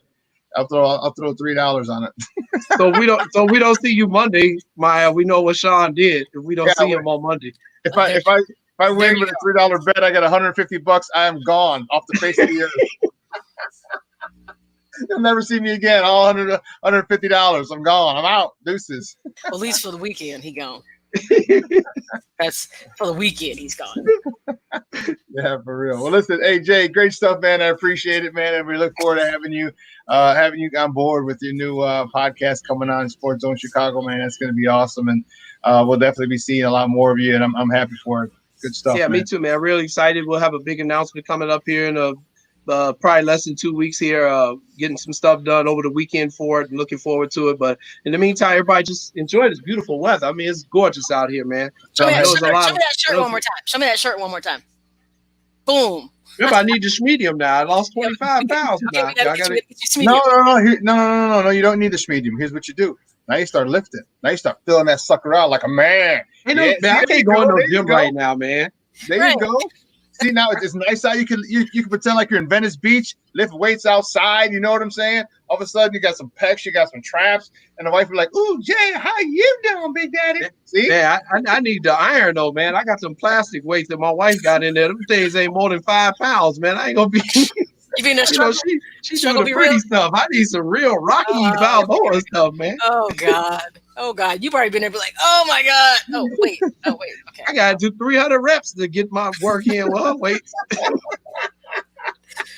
Well, you know what? This is an excuse to go buy like one of those Bowflexes or whatever people buy for those at-home Hey, gym tell us, things. hey, Father's Day is 2 days. I know what I want.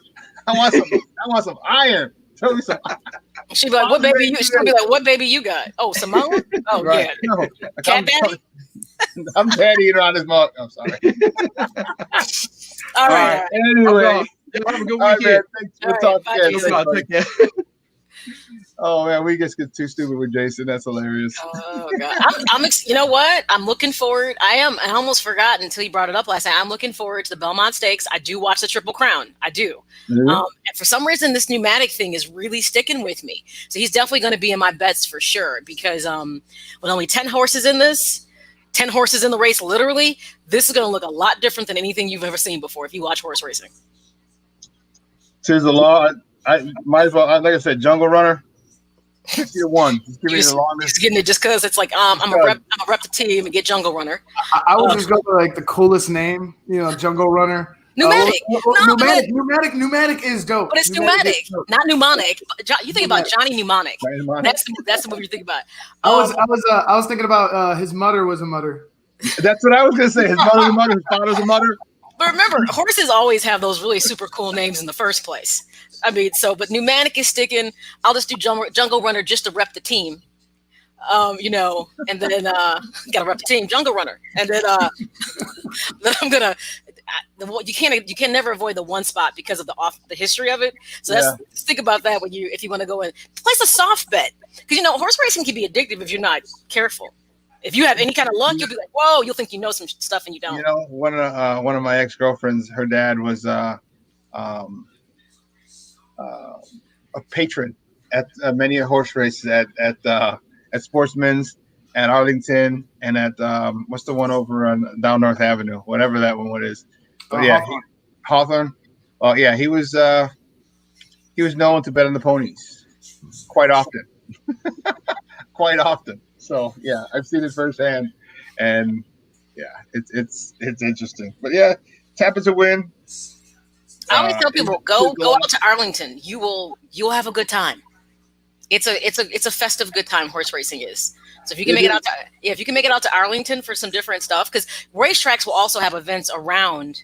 Now, mind you, this year they probably have nothing because they probably can't. But usually they'll have events at tracks. Like Arlington will have a Derby event or a Belmont event. But now they probably can't have anything because, COVID. And then they also have their flagship as well, the Arlington Million. So Arlington Million. Mm-hmm. Yeah, so that would be pretty dope. Well, listen, we got to take a break. It's the last break of the show, last break of the week. And man, on the other side of the break, we're going to talk a little soccer. Okay, we have a new guest. The first of many. Yeah, our first soccer insider for the SportsZone Chicago. I'm excited about this. Yeah, so Jamar Harp, he actually coaches American football, but he's been studying and analyzing soccer for a while now, and we're going to get his take on the EPL, the English Premier League, coming back and resuming, and how it has in celebration of Juneteenth, which is today, and how soccer has had a lot of African influences, especially European soccer, over the years that people may or may not know. So you're going to want to stay tuned. So don't go anywhere, folks, especially all my soccer diehards, my Mexicanos, my Argentinians, my Irish, my Italian. A lot of African influence in the way European soccer, your national countries play. You're dropping too much on Juneteenth. Now, people just trying to get easy with this. Now you're talking about there's African influence. You better slow down. Now they know. Let Jamar handle that. You know. Let Jamar handle that. That's what I'm hyping him up for, guys. So Jamar Harp on the other side of the break. So don't go anywhere. Keep it locked right here. Shawn and Maya in the morning on SportsZone Chicago. Quicken Loans presents the Sports Flash, driven by Jeep on 1330 and 95.9 The Zone. On Thursday, Dr. Anthony Fauci said that for the NFL to get underway this season, players should really be in a bubble. NFL chief medical expert Dr. Alan Sills told ESPN. The game and And the activity in the game is one small part of the overall week experience for NFL players, coaches, and that whole ecosystem of people that are around each other. So there are certainly a lot of things that we can do to take care of each other outside of the game field, the practice field. And there are also some things that we're working on to mitigate risk on the field itself. But I think it illustrates the point that it's a challenge for a sport like ours where physical distancing is just really not possible when we're actually playing the game. NASCAR set for a weekend at Talladega. The Xfinity Series races Saturday afternoon, the Cup Series Sunday afternoon. Denny Hamlin, the winner last week at Homestead, Miami. It'll be Martin Truex Jr. starting in the pole position. No monthly payments for 90 days, 0% APR for 84 months. Details at Jeep.com. The Sports Flash is driven by Gene Truck Sanders, 1330-95.9 The Zone. Hi, this is Jay Farner, CEO of Rocket Mortgage. Making the right financial decisions has never been more important. We can help decisions now when they matter most. Mortgage rates are near historic lows, so when you call 8338-ROCKET or visit us at rocketmortgage.com to start your refinance, you'll be well on your way to saving money every month. The rate today on our 30-year fixed-rate mortgage is 3.375%, APR 3.59%. Right now could be a great time for you to take some positive financial steps forward with a cash-out refinance from Rocket Mortgage, which could give you the boost that you're looking for. In addition, we may be able to help you refinance with little or no out-of-pocket costs. At Rocket Mortgage, we're committed to every client, every time, no exceptions, no excuses, giving you the best mortgage experience. Call us today at 8338-ROCKET or go to rocketmortgage.com to learn more. Rates subject to change. Pay 1.875% fee to receive this discount rate. Call for cost information and conditions. Equal housing lender. License in all 50 states. NMLS number 3030. Welcome back to Shawn and Maya in the morning on SportsZone Chicago. Maya, what do you got going this weekend? It's gonna be a beautiful day. 95 today in the Chi. Working. 95. I get to work. So this is how days like that I like to see happen. It's a beautiful day outside, which means the sun is shining.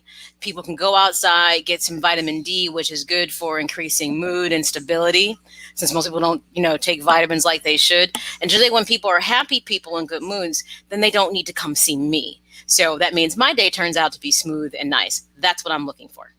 Oh, okay. So I do work the weekend. I'm just hoping everyone will be in good emotional and mental spirits.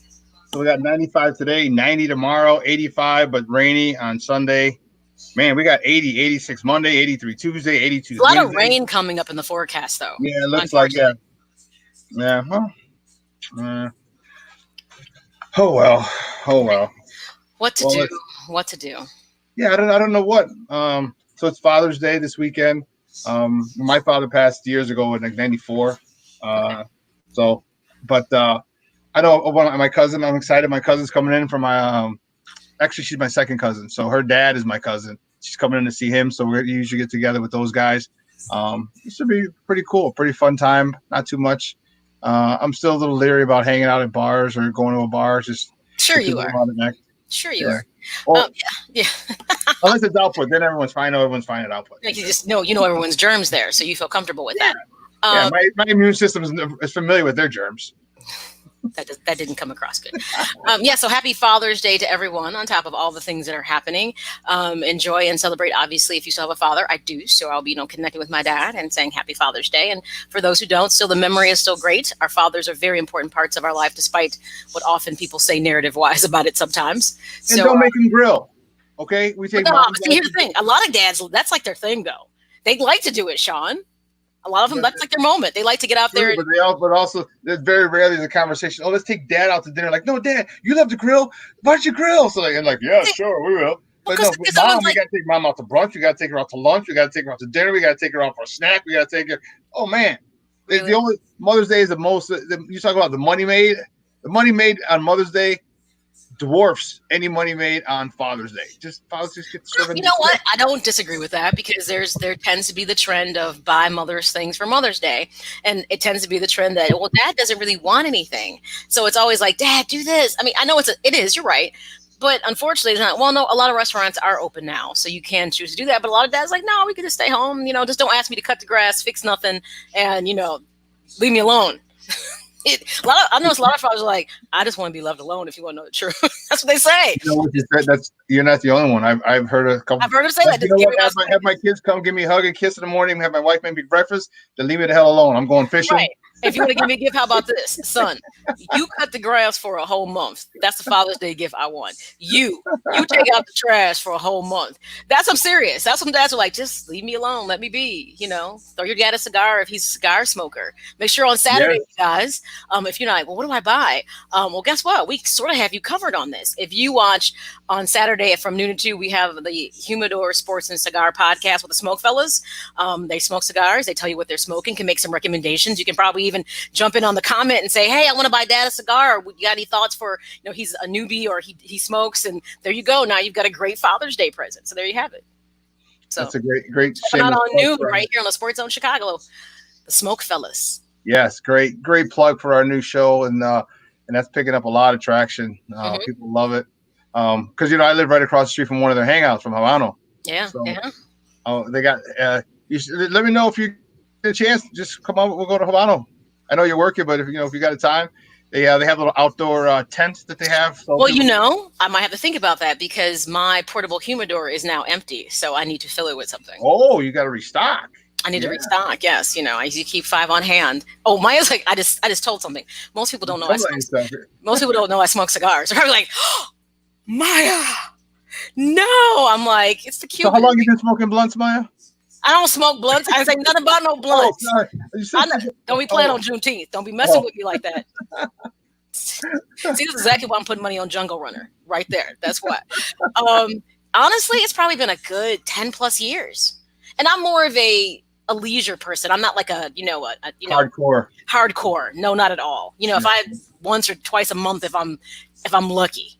But yeah, it's about over 10 years, give or take. And I told on myself. Most people don't know that about me. Yeah. Well, if you're ever in the area, come on down because you're not too far from me anyway. We can go not. Yeah. And we can talk to the owner, AJ. He's a good dude. There we go.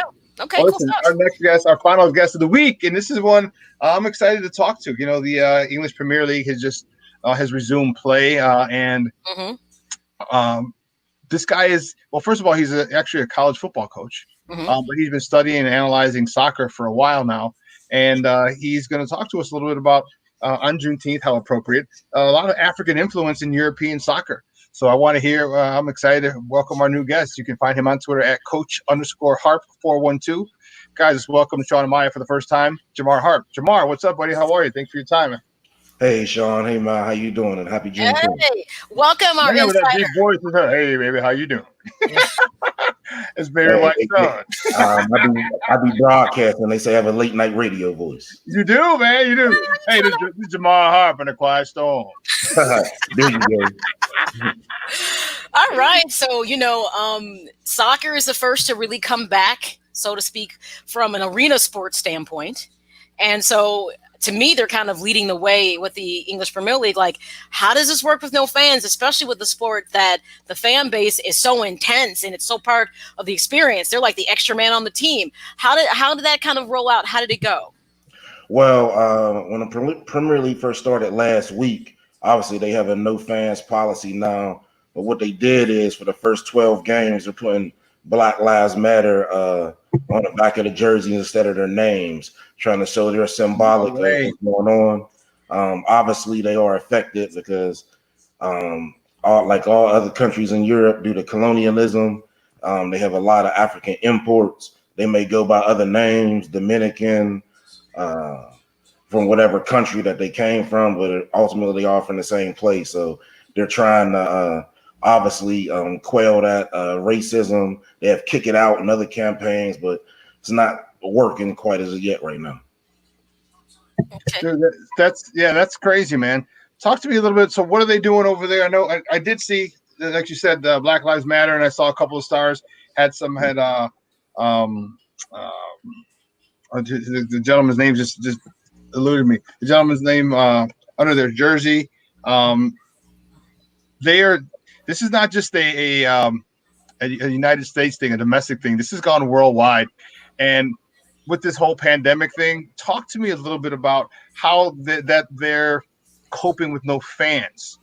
Soccer is just like American football here, where the fan influence is huge. So when you have a home court advantage, home field advantage, it's an advantage. And soccer is nuts. So I lived in Italy for 2 years, so I get it. And those jokers are insane in Europe when it comes to their soccer team, their home teams. And now you don't have that. So when you go on the road, you don't have to deal with the hostile crowd. It's just how are players dealing with it? Because you get amped up with the crowd. You're playing 60, 80,000, 100,000 people. That charges you up. How are players dealing with that? Well, Shawn, there's a duality in that.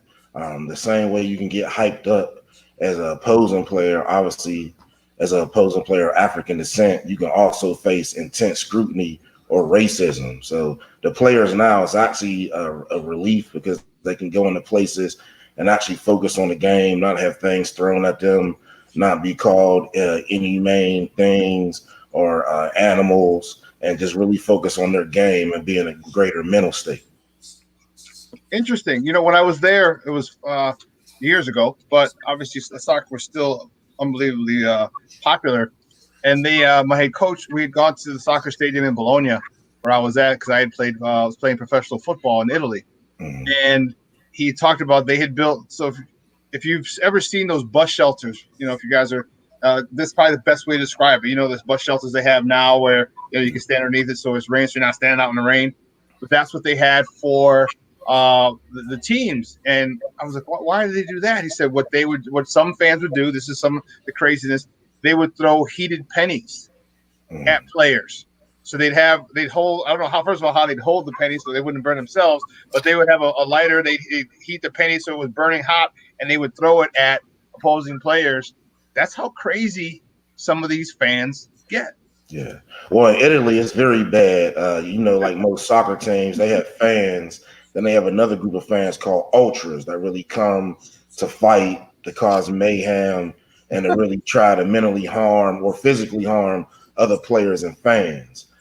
Italy is one of the worst examples due to, if you look at the Neapolitan region or southern Italy, due to the African, influence in there. So even looking back exactly, going back further to, you look at the Punic Wars between Carthage and Rome. Yes. So there's always been Africans traveling through that area. Also, you can reference the Italian mafia. They were created because, they were being picked on by other Italians because they had African blood in them. Mm-hmm. So it's always been in that area that has been a disdain for any blood that's quote unquote non Italian per se. What's really funny is when I got to play out there, they asked me what I was, because they really couldn't pigeonhole me, and they said I looked like I could have been Sicilian, and I told them I'm a black skin. I said I'm black, I'm half black, half Mexican, and so they started calling me the half breed over there, and so I started laughing, and I said that's awful funny. I'm like, so I was like, this is coming from people who couldn't protect the North. I said the Germans came and had their way up north. I said, and the Moors came and had their way down south. I said, so I guess we're all half breeds. And after that, they stopped messing with me, and it was a big joke. But I was like, yeah, don't mess with me. I said, Italy is as a beautiful country as it is. It has its own influx of other cultures in their genetics.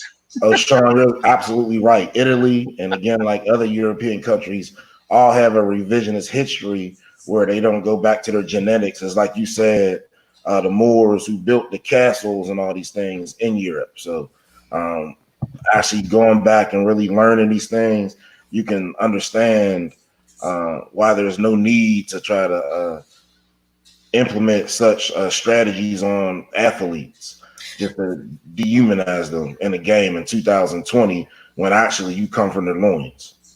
It's interesting because just as, obviously we saw a movement of the African diaspora that went through what would be the slave trade for, South America and the U.S. at a point of just voluntary migration. At some point, you saw a lot of Africans move through the Middle East and obviously through Europe at one point within the last, I'd say 20 to 30 years for asylum reasons, like from the Sudan and other places like that.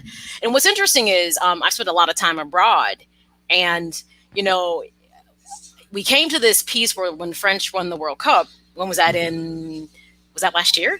And it was interesting because it was this very note about how many brown faces, black faces were on that team.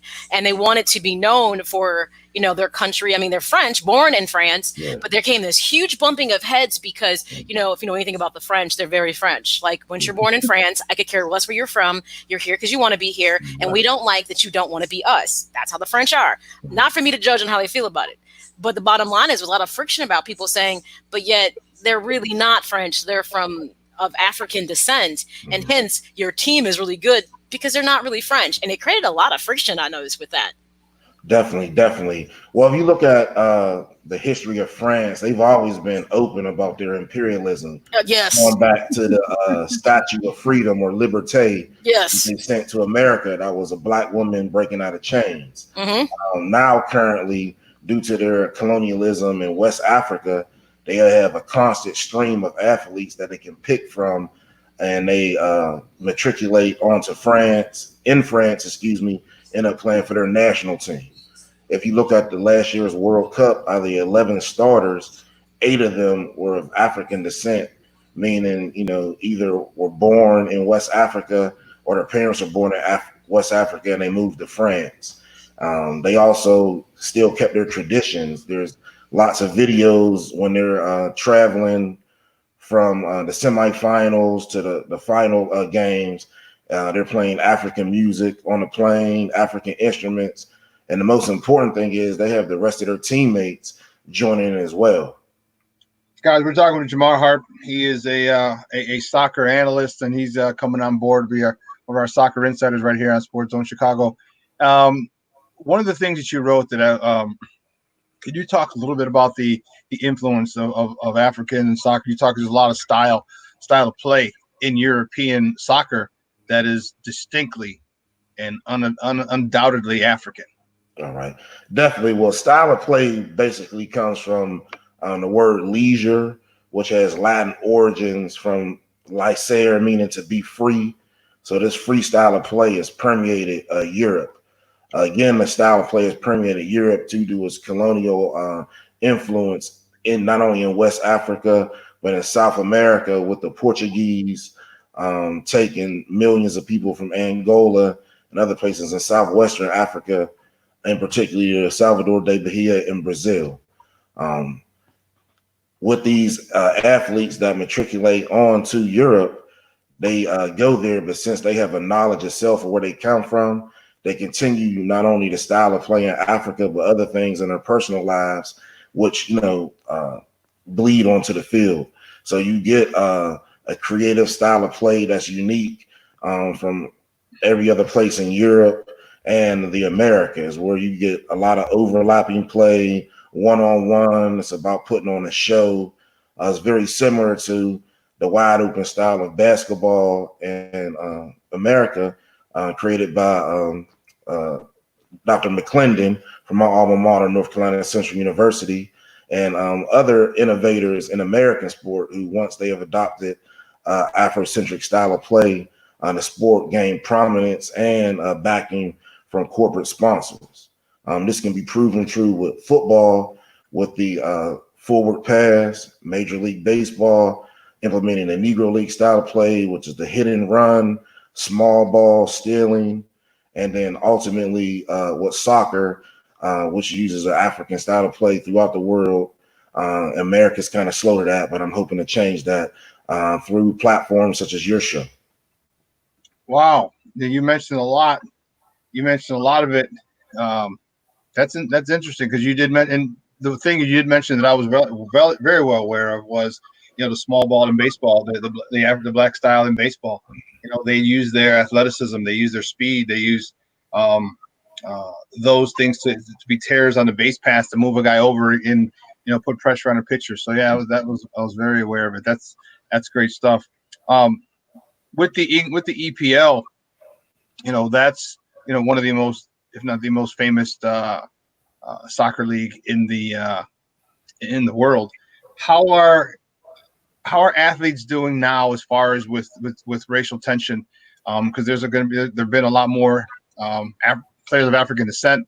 Because I know the Italian team itself had the one gentleman who was just abused. Mario Balotelli. Balotelli, that's right.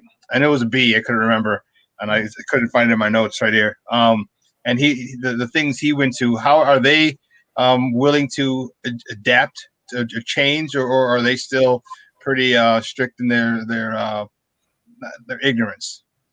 Well, currently the English Premier League is giving lipstick to change. They have certain social programs such as Kick It Out.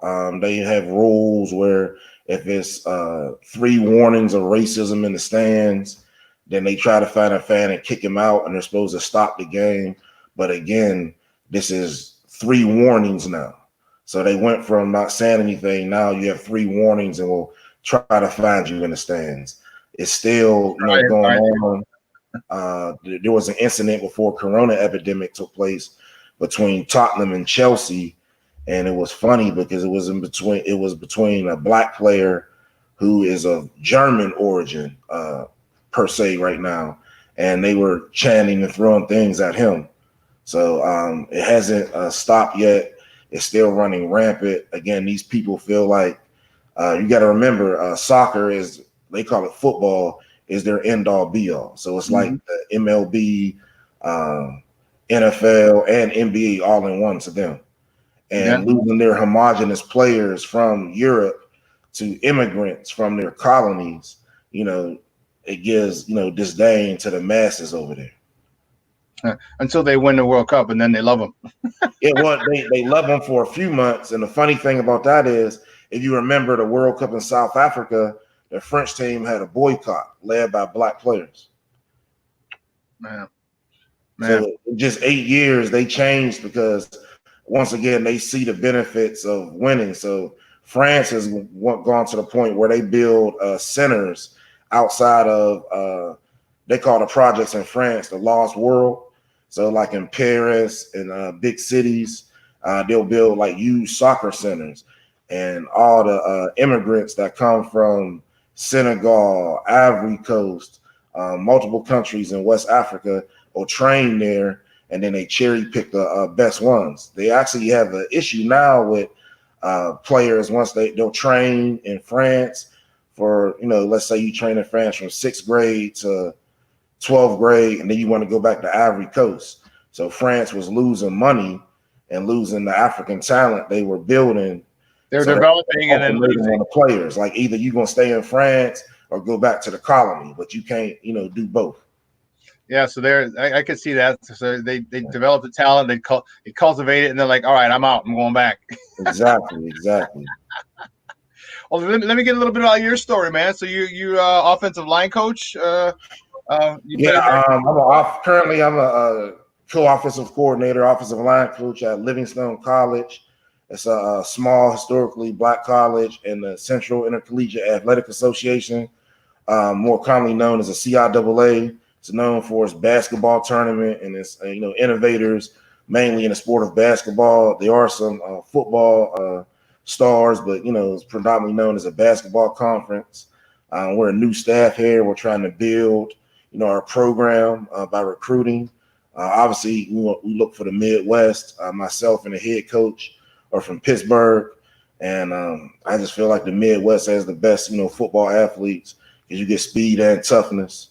And again, I'm trying to work on my soccer research and improve the game, not only in this country, but, globally, as a space that, we as people of African descent that know that this is something that we created, we originated, and 2, by implementing our own style of play, you'll see a greater influx not only of players, but as administrators, coaches, and hopefully owners. I think a lot of these NBA players and NFL players can maybe hopefully will start investing and getting, AAA soccer teams in the USL and different leagues in the United States and culminate up to MLS ownership. Guys, we're joined by Jamar Harp. He is a soccer analyst and actually a college football coach, which is great. Talk a little soccer here on Shawn and Maya in the morning on SportsZone Chicago. What got you into soccer? What got you wanting to look and study? I was a business major in undergrad at North Carolina Central University, and one day we had to do a class on gross domestic product, and different attributes that show that a country is a first world country. So I looked at Nigeria for my business class, and in that I was looking at infrastructure, and a lot of the infrastructure had to deal with things associated with soccer. I then started to research more into the sport and found that it really, the modern day originated in Angola and was removed from there and took to Brazil through the Papal Bull of Demarcation and the Portuguese raping of southwestern and western Africa. Wow! So in your research for a paper is where your love began. How much did you watch now the EPL's back? Are you watching that as well? Are you like a huge soccer fan? Or Definitely. Crystal Palace is the club I follow in the Premier League. If you know anything about London, South London, below the River Thames, is where a lot of you find your immigrants from the Caribbean and Africa. So they have a couple prevalent clubs there, which Crystal Palace, Millwall, Wimbledon. Crystal Palace is the biggest one, and I really enjoy their style of play and some of their upfront attacking players. Oh wow, yeah. See, I never got into soccer. To me, it was too boring because I didn't know. It was because it can go a long time before there's a goal. It can go a long time. So for me, I was as a kid. One, I was never exposed to it, but two, things happen a lot quicker in basketball, in baseball, in football, and so that's where Shawn, a lot of people say basketball was boring until the Harlem Renaissance and Dr. McClendon from North Carolina Central University implemented the fast break. A lot of people say football was born until the AFL implemented the forward pass with a lot of their black players. And obviously, Joe Namath, winning that Super Bowl. So, that's one of the things that I stress in my research, that all sports were born until we came in and implemented our style of play. And it just hasn't happened with soccer yet in this country. In this country is the operative phrase, and maybe once it does, maybe I can get more into it. But don't get me wrong, I understand the being a coach for a long time myself. I understand the strategy, and I can watch a soccer game now and without as much boredom as I did before, because I see strategy. I understand. I see passes made before they're made, or I see guys breaking open and who should get passes. So I understand strategy, and I actually can watch it, and every so often I will.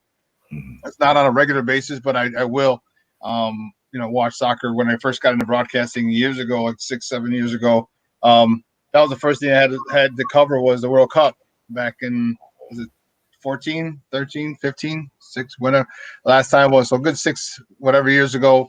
That was the first thing I had to cover. So it was, and I had to learn a lot, and I had to learn a lot fast. So I didn't sound like a fool. Definitely, Shawn. It's a beautiful game once you learn it and you see the way it's played with the intricate passing, the overlapping play, the dancing on the ball. A lot of things we don't see in America yet, or staples not only in Africa but South America and Europe due to its colonial influence. Yeah, and if it can get to that level here, when you start because that's the thing that people they like a show. They like to be entertained. Are you not entertained? That they want to be entertained. And once they do that, because we love it in basketball, we love the between the legs, no look passes. All right, in football, we love the celebrations, we love everything. And in baseball, we love the bat drop, the bat toss. We love how many people do not love Javi Baez? Why? Because he's flashy. Because he fundamentally sound. Don't get me wrong, fundamentally sound as a son of a gun, but he's flashy, and people like that. So, well, Shawn, hopefully working with the MLS, different things could be implemented. If you see the NFL garners a lot of attention due to its draft. So if the MLS had a super draft where instead of having a 40-yard dash, box to box in soccer is 80 yards. So they can have an 80-yard dash with and without the ball. You can have different attacking scenarios. Different scenarios are so footwork, style of play, speed, a lot of things that will translate into the game that you can give snippets to fans in a forum such as a draft concept that'll, garner interest for your league. Dude, that's great stuff. Jamar, we got to let you go, but you know what? glad to have you on board.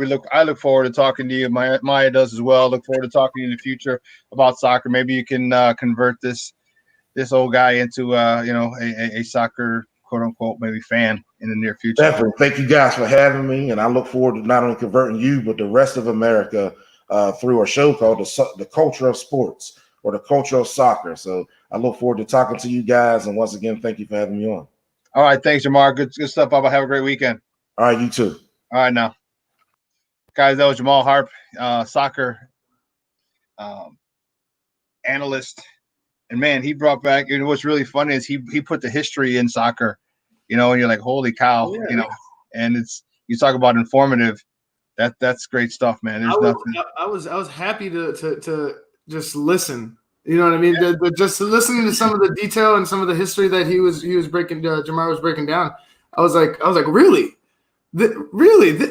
So you mean they got a conveyor belt of talent coming, being pumped down like this is that's pipeline. Yep. That's insane to me. That's wild. That's something I never would think they'd go into another country and pipe. Why do you go to another country? Why do you go to another country? Because they have better athletes. Right. Exactly. It's so. What's funny is it's no similar than what we do here. When I was a coach at Curie, when I was on the coaching staff over at Curie, we developed a pipeline, and you think about all the Pop Warner teams. If you go in a city, it's a little different because there's so many different park district leagues and teams. You got the Windy City Dolphins, you got the Shabona Saints, you got the Harvey Colts. You have a whole bunch of different Pop Warner teams. But when you go into the burbs and into the smaller towns, everything's the same. There's one feeder program. And so they start that offense and that defense when they're 7-8 years old. They're put into that system. Obviously, a much more general version of it, a more vanilla version, so they can get the basics down. But by the time these kids get to 7th, 8th, freshman, sophomore, junior, senior in high school, they've been in the system for 6 years, and there's a pipeline. And we established a pipeline with the Windy City Dolphins, a good friend, a guy that I played ball with. And a lot of guys I played ball with, I should say, were on that staff. I played against the Windy City Dolphins as Pee Wee, football and stuff, man. So some of our better players, our great players, the guy we had on Maurice. Remember we had Maurice out from Iowa. He's from the Windy City Dolphins. So the talent that we got from there, because they would play like a national schedule. They'd play different parks here, but then they play tournaments.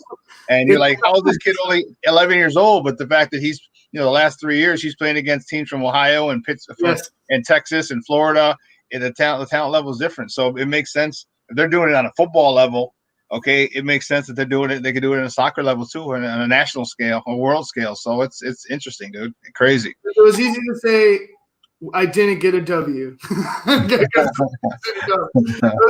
It's what it was. You know what I mean? Like you get a team like that that's building a program, building a pipeline in a sense, but building a strong program and taking their kids out and expose and letting the athlete exploit their own talents, letting the athlete go up against better competition, letting the athlete go up against someone different, someone from out of state, some put themselves in a game where they don't feel comfortable and see how they perform there. I like all travel football. Travel baseball to me is a little different. But travel football is I think that's the way to go. It is. Well, listen, guys, we 2 hours has come and gone. We had a full show. We could have made it longer. There's more stuff we could have talked about. Man, I want to thank my guest, Bob Nightingale from USA Today. He is one of the baseball insiders in the country for calling in. You have a phenomenal show, looking like the man with his shirt all over. I was like, is this Mac Daddy Bob? I'm saying, what's going on here? Big Daddy Bob over there. Big Bad Bob. Hell yeah, Big Bad Bob. Big balling Bob. I was like, I like it, baby. I like it. I like when we go out to Arizona, we're definitely going to hang out at the club. Oh, so thanks for Bob Nightingale for calling in. He was looking pimping, boy. I loved it. Ooh. Thanks to Jason Palmer, good friend of the program and contributor here on SportsZone Chicago, for calling in, talking a little Belmont Stakes that happened tomorrow in the newly configured Triple Crown and horse racing this year due to the pandemic. Thank you as always. And he talked about he's going to be there's going to be an announcement in a couple of weeks about the new project he's working on. He's going to be part of here on SportsZone Chicago. And then the last guy who was just so with his Barry White voice, I loved it. Jamar Harp. He is a soccer enthusiast, soccer analyst, and man, he was just dropping dimes, especially on Juneteenth today, which is the official of Independence Day for Black people. And if you don't know what Juneteenth is, the slaves were freed actually 2 years prior to Juneteenth. Okay, but what happened is they didn't have internet; they couldn't text their friends about it, so word traveled slowly. Some states didn't tell the slaves that they were freed, and so on June 19th, it was told to finally to the slaves in Texas. The Emancipation Proclamation was read to them on June 19th, and they were finally freed. And so this is the actual celebration of Black independence. So it's a big deal for African Americans here, and it's a great thing. So Jamar Harp dropped some knowledge, big time, and I can't wait to listen to his podcast and his show dealing with soccer and the history of soccer with a lot of its African influence. So Bob Nightingale, same thing. Jason Palmer, Jamar Harp, gentlemen, thank you for calling in. You guys made it a phenomenal show. Phenomenal. Great week, guys. Phenomenal weekend coming up. Get out there, enjoy it. Bars are opening up. Restaurants are opening up. Get out there, enjoy the city, whatever city you're in. If you're in Chicago, if you're in Phoenix, if you're in LA, if you're in some city in Texas or Florida, Miami, get down there, enjoy it. It's beautiful. I know I'm going to enjoy it here in the Chi, but we got to go. So for my lovely co-host in absentia, who had to jump off a little early, Maya Kai, my Puerto Rican Swiss Army knife himself there, Ivan Vargas. We'll see y'all next week. Guys, we'll see you on Monday. Same bad time, same bad channel, 9 a.m. to 11 Central Standard Time. Right before we leave, real quick, phenomenal auto spot, 2216 South Kedzie has a phenomenal deal for rideshare drivers. Things are picking back up. Make sure you take your, don't drive drunk. Just don't do it. Don't be an idiot. Uber and Lyft, their drivers are plenty. So make sure you take Uber or Lyft. So if you're a rideshare driver, go to 2216 South Kedzie. Tell him you're a rideshare driver. Tell him you heard it on SportsZone Chicago. The code word is SportsZone Chicago, and he has a phenomenal deal for you. It's a wash inside, outside, and a disinfecting of the inside. It's only $10 for a car or SUV. It's only $15 for an extra large SUV like an Excursion, all right, or Suburban, or a minivan. Okay, so $10 for a car, SUV, $15 for extra large SUV or minivan, and outside, inside, and a disinfectant of the inside. That is a phenomenal deal. Make sure you check it out. And again, you must use the code word SportsZone Chicago. Check it out. Go have my guy Leon over there. He will take care of you. They do a great job, and you can get your whip nice and shiny for the weekend. All right, folks, we out. I'll see you. We'll see you on Monday. Until then, I got 2 words for you, folks. Superback out. Peace.